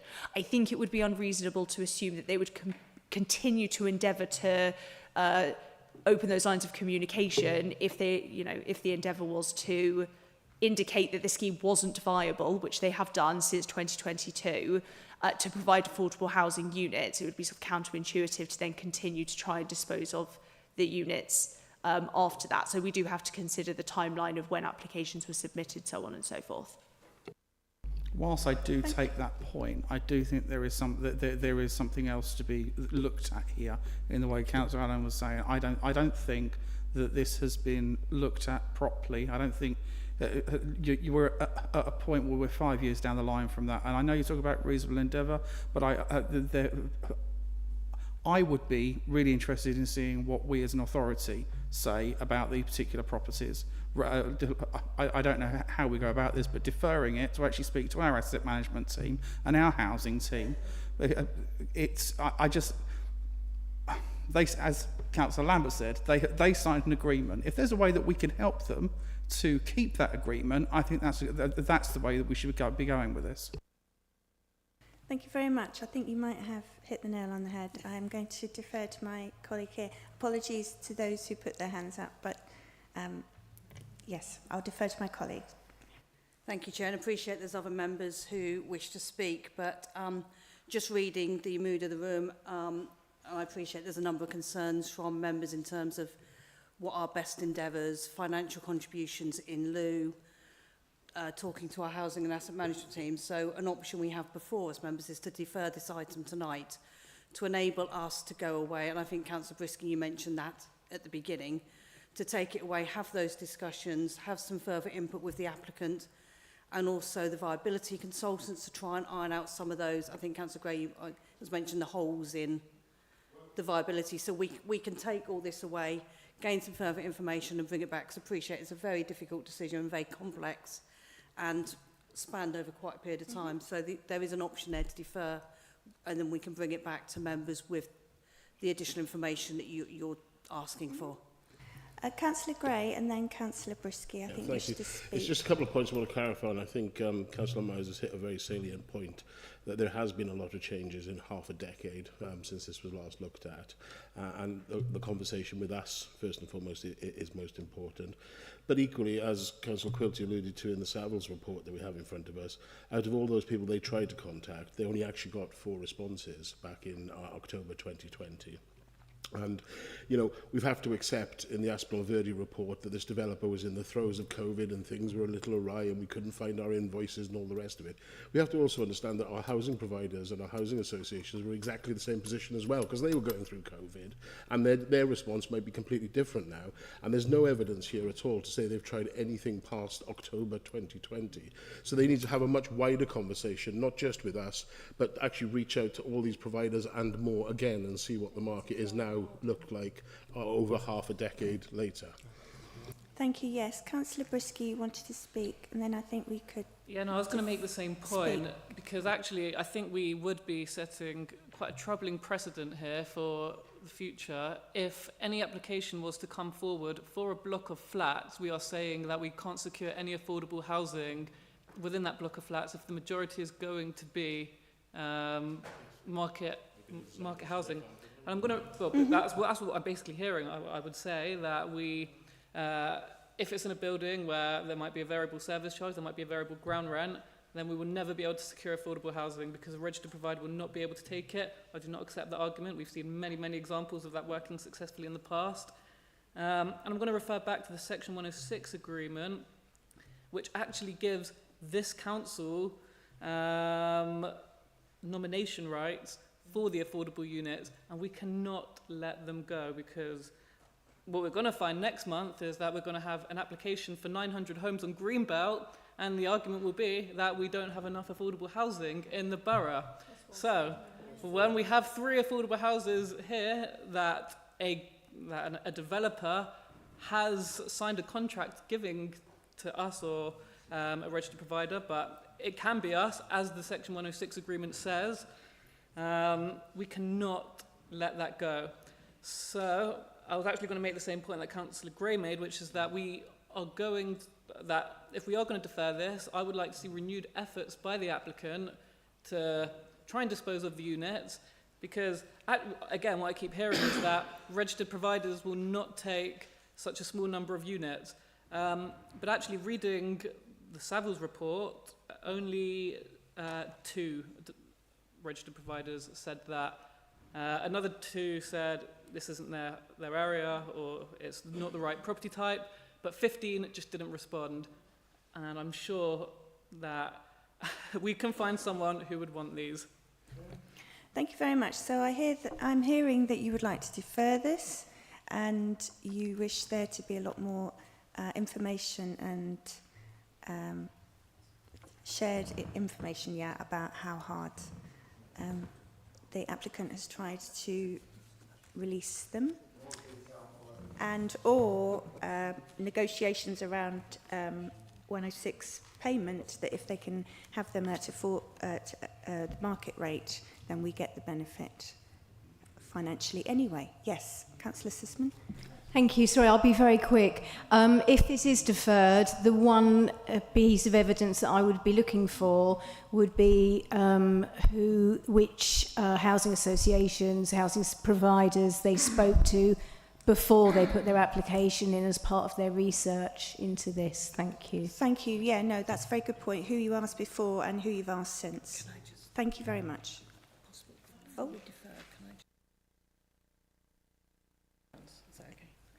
Councillor Allen wishes to speak, and then you can. Okay, thank you. Just very quickly, is Councillor Matthews aware of the situation, housing portfolio holder? If not, might be worth having a chat with him, because he might have a bright idea. I will raise it with Councillor Matthews, Councillor Allen. I just if I can clarify, just for my notes, to make sure we capture everything if it's possible. So we're looking at financial contributions in lieu, additional information from the applicant on who they've approached, when they've approached, a re-look at the viability assessment. Is there anything else? I just want to make sure that we capture all the ground. Oh, many hands going up. Councillor Brisky, I think you were the quickest. You know, it just occurred to me, what evidence do we have that a housing provider didn't respond? Okay, have we checked that ourselves? Have we contacted the registered providers saying, did you not respond? Because actually a developer could just say that they didn't respond, when I'm not necessarily going to be convinced by that. Thank you, members. I know that you all want to speak at once. It's very hard to prove a negative, but I do take your point that we need to have more robust information and data around who and when and why answers were got or not got. And discussions with both asset management and housing before, not today.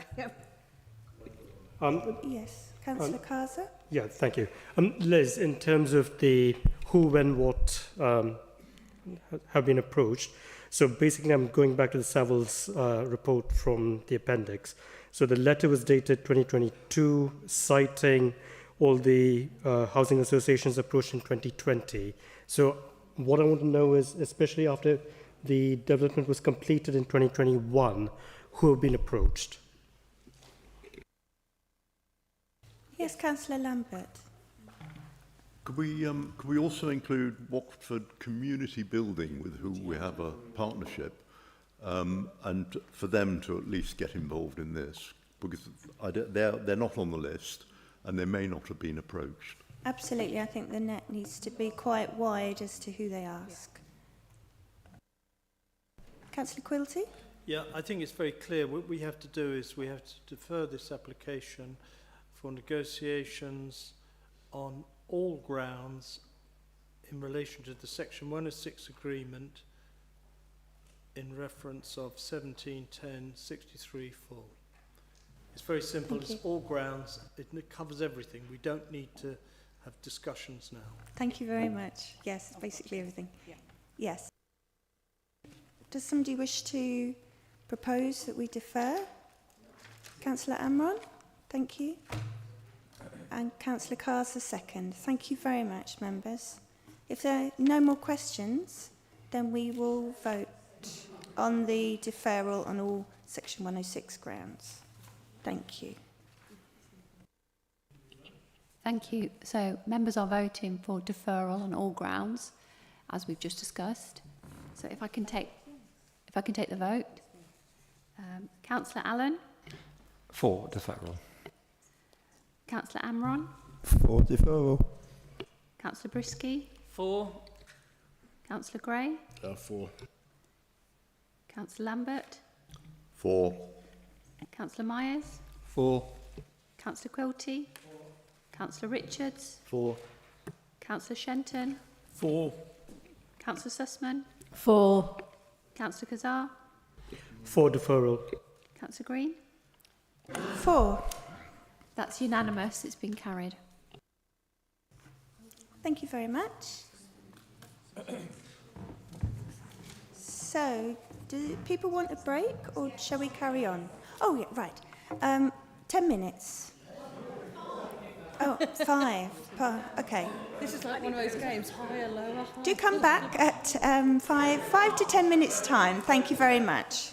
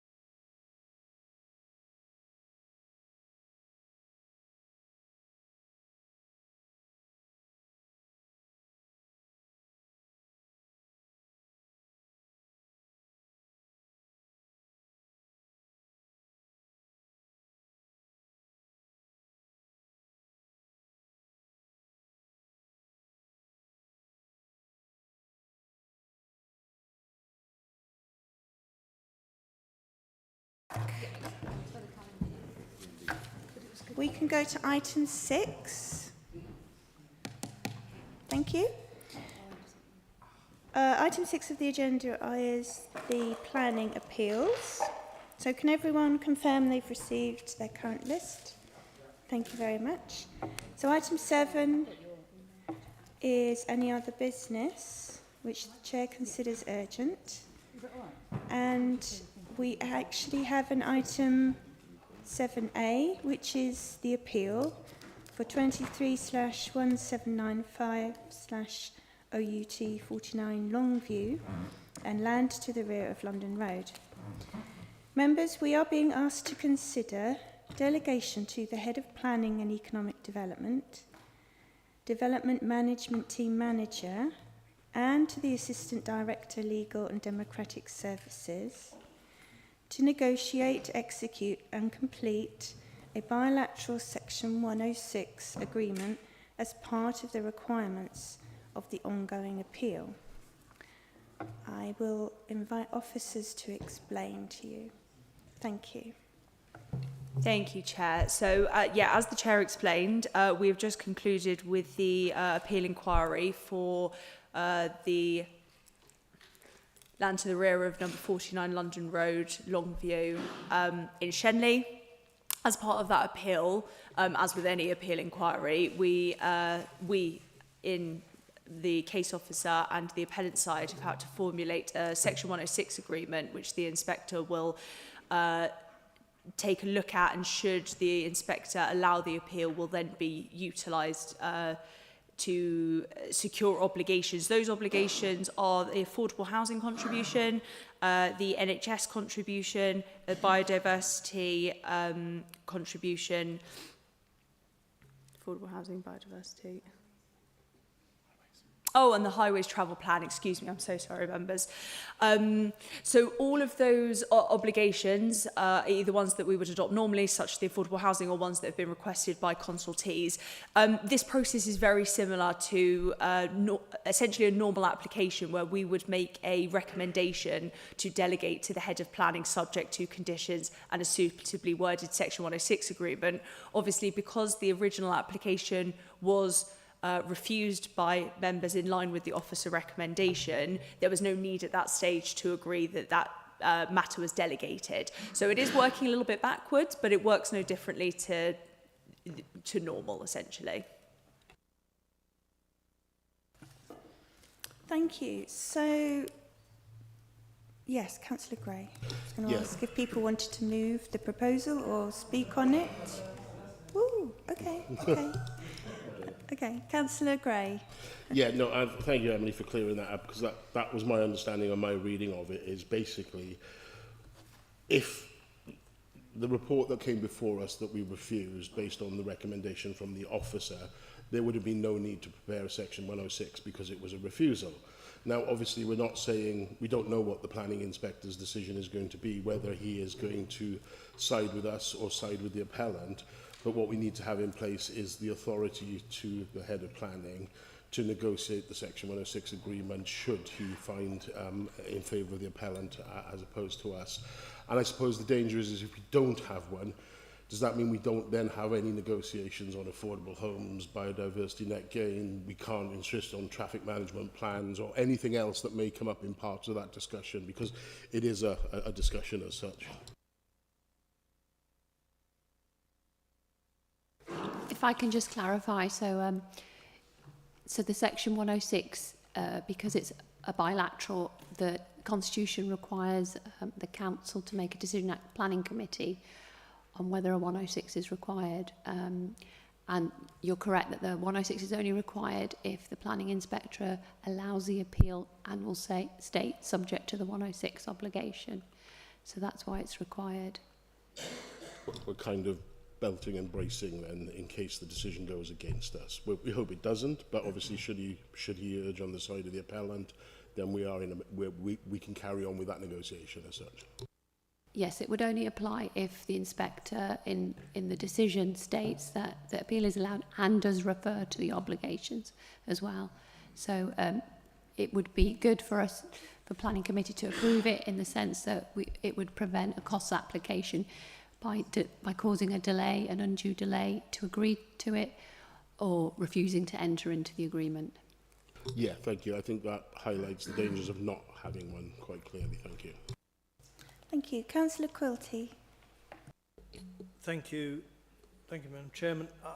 Can I start by saying that I am slightly confused here, because we haven't had a planning technical meeting to discuss this, and that has caused me certain sort of confusion and certain sort of anxiety, because there are a number of questions I would have liked to ask in private, which I feel slightly fettered in a situation now where I'm fettered, where I can't say them because I don't want to be, I'll be very open about this. I don't want to be sitting here and criticising my officers. I wouldn't want to do that. I would prefer to be sitting in a planning technical meeting, having a full discussion and discussing this in a proper and meaningful way. But I'm going to have to do it in a truncated way now, so I don't embarrass anyone. But look, let's look at this. This application, the original application, I wasn't on the committee for, I don't think, so I can't remember it anyway. But it says here, it's for 103 retirement homes. Now, retirement homes to me makes me think that you are of a certain age. I would imagine 60 plus, I would have thought. I don't know. But then, why would you want to have 15 of these retirement homes affordable rent? Is that normal practice? Doesn't sound that way to me. It sounds a bit strange. Well, that's what we're asking for. We're asking for affordable housing to be provided on the basis of 50% of the homes would be affordable homes, 36 discounted and market Councillor Quilty, I'm sorry to interrupt you, sir. What? What we're debating and what we're going to be voting on is if the application is approved, we need to be able to have meaningful discussions around Section 106. Because we agreed, because the original application was proposed to be turned down, there wasn't a Section 106 in place because you didn't need one. Now it's gone to appeal. If the inspector agrees to it, then we will need a Section 106. So all we're talking about now is the Section 106 bit, not the development. So we don't need to go into the development and the housing and. Thank you very much for raising that, but if you look at 2.1, the appeal, details of the 106 agreement have been discussed between officers and the appellant. A draft 106 agreement is being prepared with the following heads of terms. And I've just read out to you some of the heads of terms, which are 15 affordable rent, 36 discount market sales. And I'm saying to you, Madam Chairman, what has these heads of terms got to do with the retirement home? I don't think anything. Councillor Green, can I answer that question? Because I think I totally understand where you're coming from. So the nature of the type of housing is something of a contention amongst the appeal, whether it's age-restricted solely or whether it's sheltered accommodation. We'll leave that up to the inspector. But regardless, there would be an age cap on the dwellings, which would be 55 plus. That's secured via a condition. And I understand your question about whether it's reasonable to have these type of units as affordable rent. Within the local housing needs assessment that has supported and will support our local plan, there is evidence that we do need older people's housing provided at affordable rent and through other affordable housing mechanisms. So we find it completely reasonable, this kind of breakdown of affordable housing units. Yes, so that's what's been agreed so far. And also just to remind members, while I completely understand that you have questions about the Section 106, obviously, under normal circumstances, members wouldn't necessarily obviously have the details of the Section 106 in front of them when we bring the recommendation. Obviously, because we've had to make that agreement ahead of the appeal, you have that now. But yeah, like we've said, the contents of the Section 106 have been discussed between the appellant and applicant. All of the contents is considered, sorry, I meant the appellant and the case officer, but all of the contents is considered reasonable. And like I said, this would work just as a normal application when case officers ask for that delegated power. Members trust that officers are making reasonable judgments in terms of the contributions. That's all we're asking for at the moment. Presumably these are private dwellings. Presumably they're will be private dwellings. Are they private or are they state-owned? Does it? Because I still can't get my head around how can a retirement home have doesn't matter how many, there's 100 of them or whatever, have 15 of them affordable rent. What is affordable rent in a retirement home? So I think it's no. So this isn't an application for a retirement home as we would consider something like an extra care facility. So the discrepancy between me as the case officer and the appellant side is whether this is age restricting, i.e. sort of regular housing that's just capped at 55 plus, or whether it is sheltered accommodation, which has some added benefits such as a community facility, 24-hour assistance by way of something like an alarm, an estate manager who can provide support. So essentially, we're not looking at carers, we're not looking at that kind of support here. No, we do know because we... Oh, what? Can we... No one has told us here. Excuse me. No one has said that here. Excuse me, can we have one question at a time, please? There is one question. No one Yeah, has yeah, told I'm not us. talking to you, sir. I'm talking to other people. Can we have one question at a time? So again, I completely understand that just on the face of it within the Section 106 agreement, that's not particularly clear. Obviously, the Section 106 is supported by the committee report. Madam Chairman, can you kindly interrupt Yes. these people over here and tell them to stop talking? Because I cannot hear the officer. We're trying to understand your perverse logic, actually, Councillor Quilty. Thank you.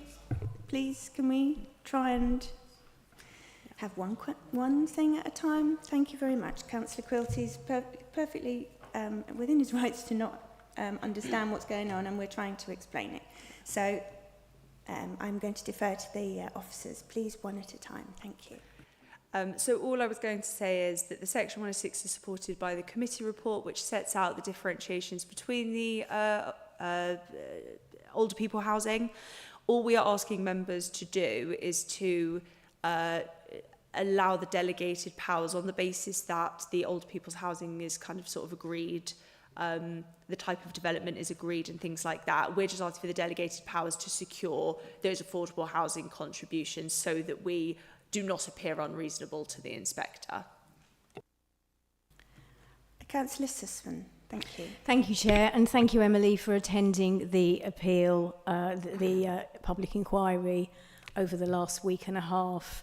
I sincerely hope that the inspector will not support this. It is just it's just the wrong development in the wrong place.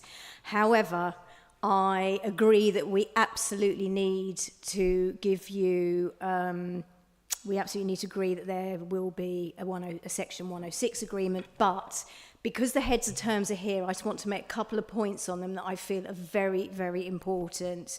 The first being that this agreement is binding on the parties, and after what we've seen this evening, we have to make sure that they understand this is a legally binding agreement. I'm pleased to see that they have had the common sense not to put in shared housing where you can staircase, because at that sort of stage of life, it's not something you want to be doing. 15 affordable rent and 36 discount market sale. What I suggest, given what we've seen tonight and in other applications, coming back to vary Section 106s, is that any that they might be unable to market or sell at discount market, that the officers will then suggest that they go for affordable rent, so that we do not lose that element of affordable housing, and that they can't come back and say, well, we can't sell them, because I can assure you that at affordable rent, that is a very viable option at that stage of someone's life, which leads me to my only question.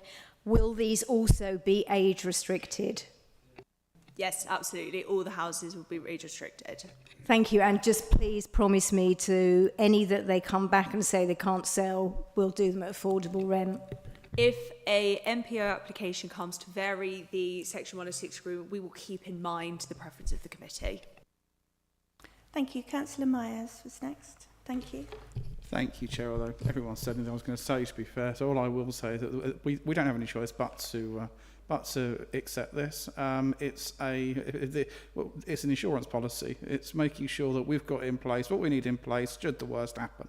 So, yeah, I will be supporting this. Thank you. Councillor Gray?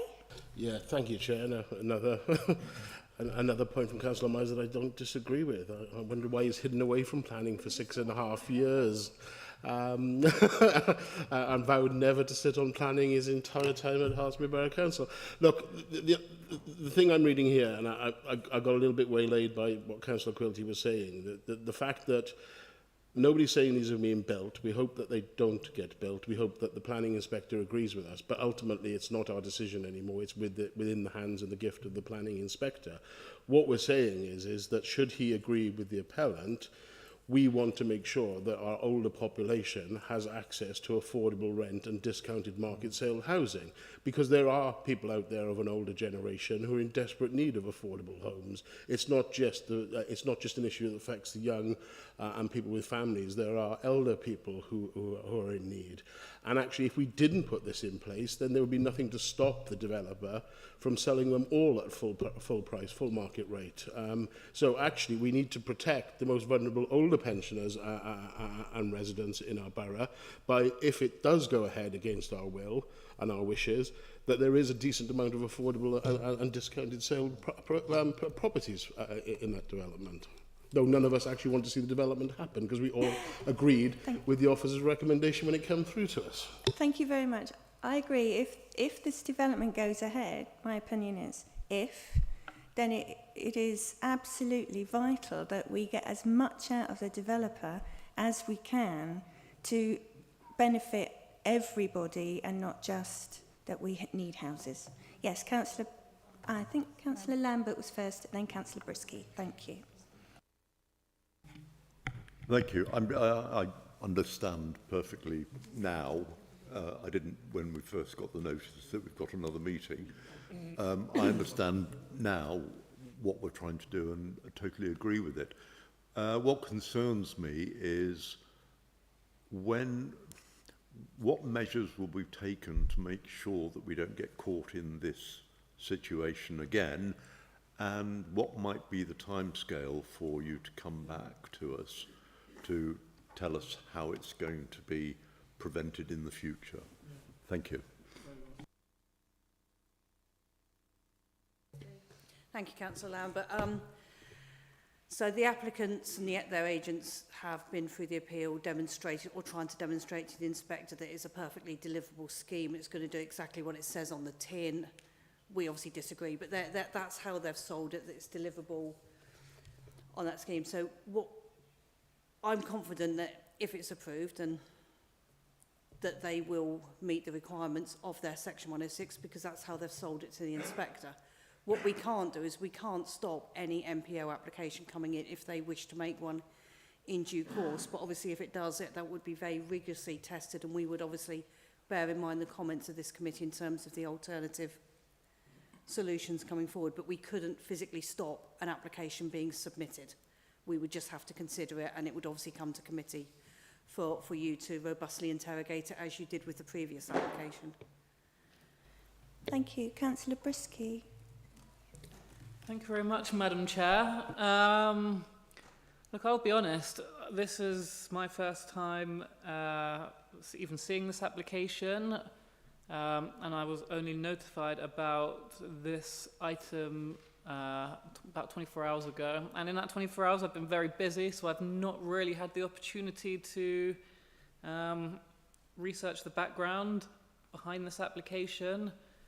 And therefore, maybe I would have had comments on what the heads of terms should have been, but because I've not had the opportunity to look up the background, I will have to put my trust in the officers on this occasion. But one question I did ask by email was, what would we have done had there not been a meeting of the planning committee this week? If this decision has to be made by the planning committee, which occurs once a month, then we would have been, it sounds like we would have lost potential cost and the ability to impose a Section 106 agreement. But in terms of the point that Councillor Lambert raised, I completely agree with him. We've seen this evening that we are at risk when there's multiple units in a single building being delivered, that registered providers will not take the affordable units. So how does what we heard earlier differ to what we are debating now?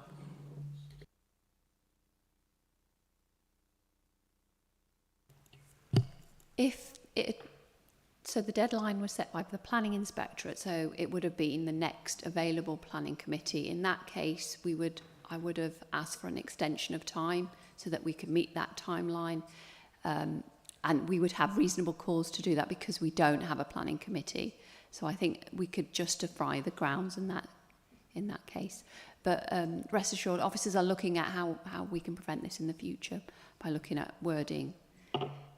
So members can be reassured for next time. Thank you. And the point about how we're not going to end up in the position where we have part of a development shared, part not, and they can't get round it? How are we going to stop that happening? So we'll be expecting an affordable housing scheme to come forward if the application is approved and if the Section 106 is then adopted.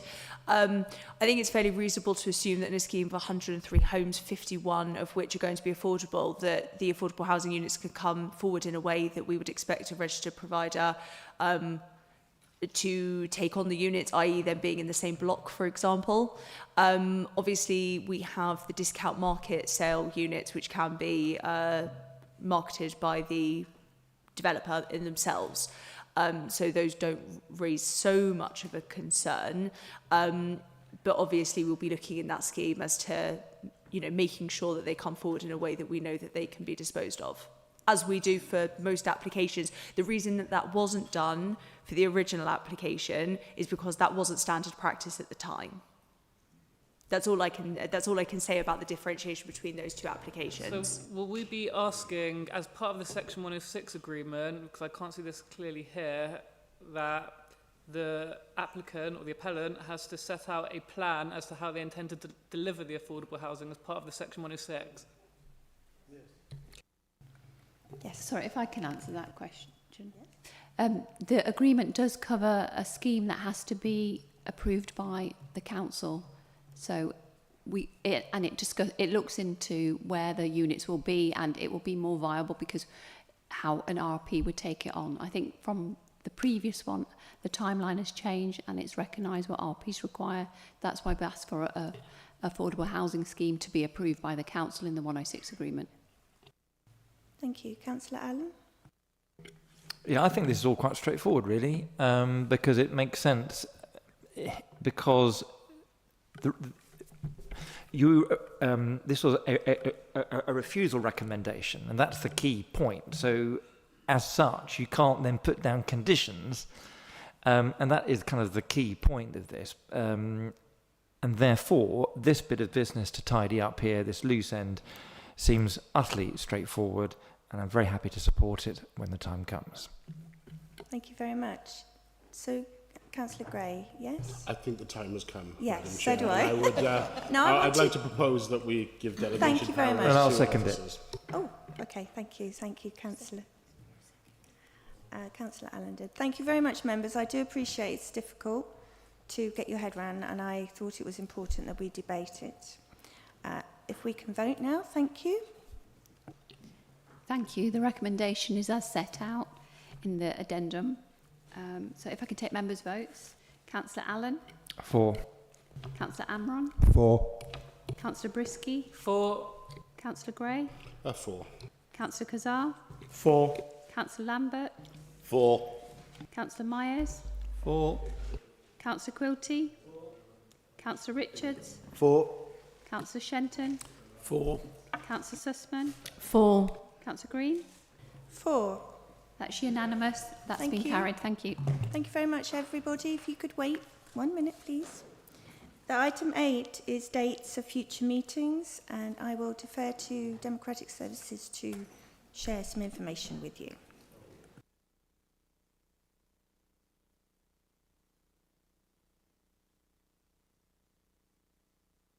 So members will be aware we've had quite a few items coming through, as well as the one which we had deferred, which should have been on the agenda today.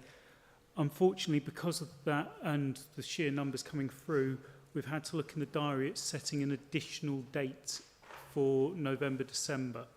So at the moment, your current date in the diary is the Thursday, 13th of November.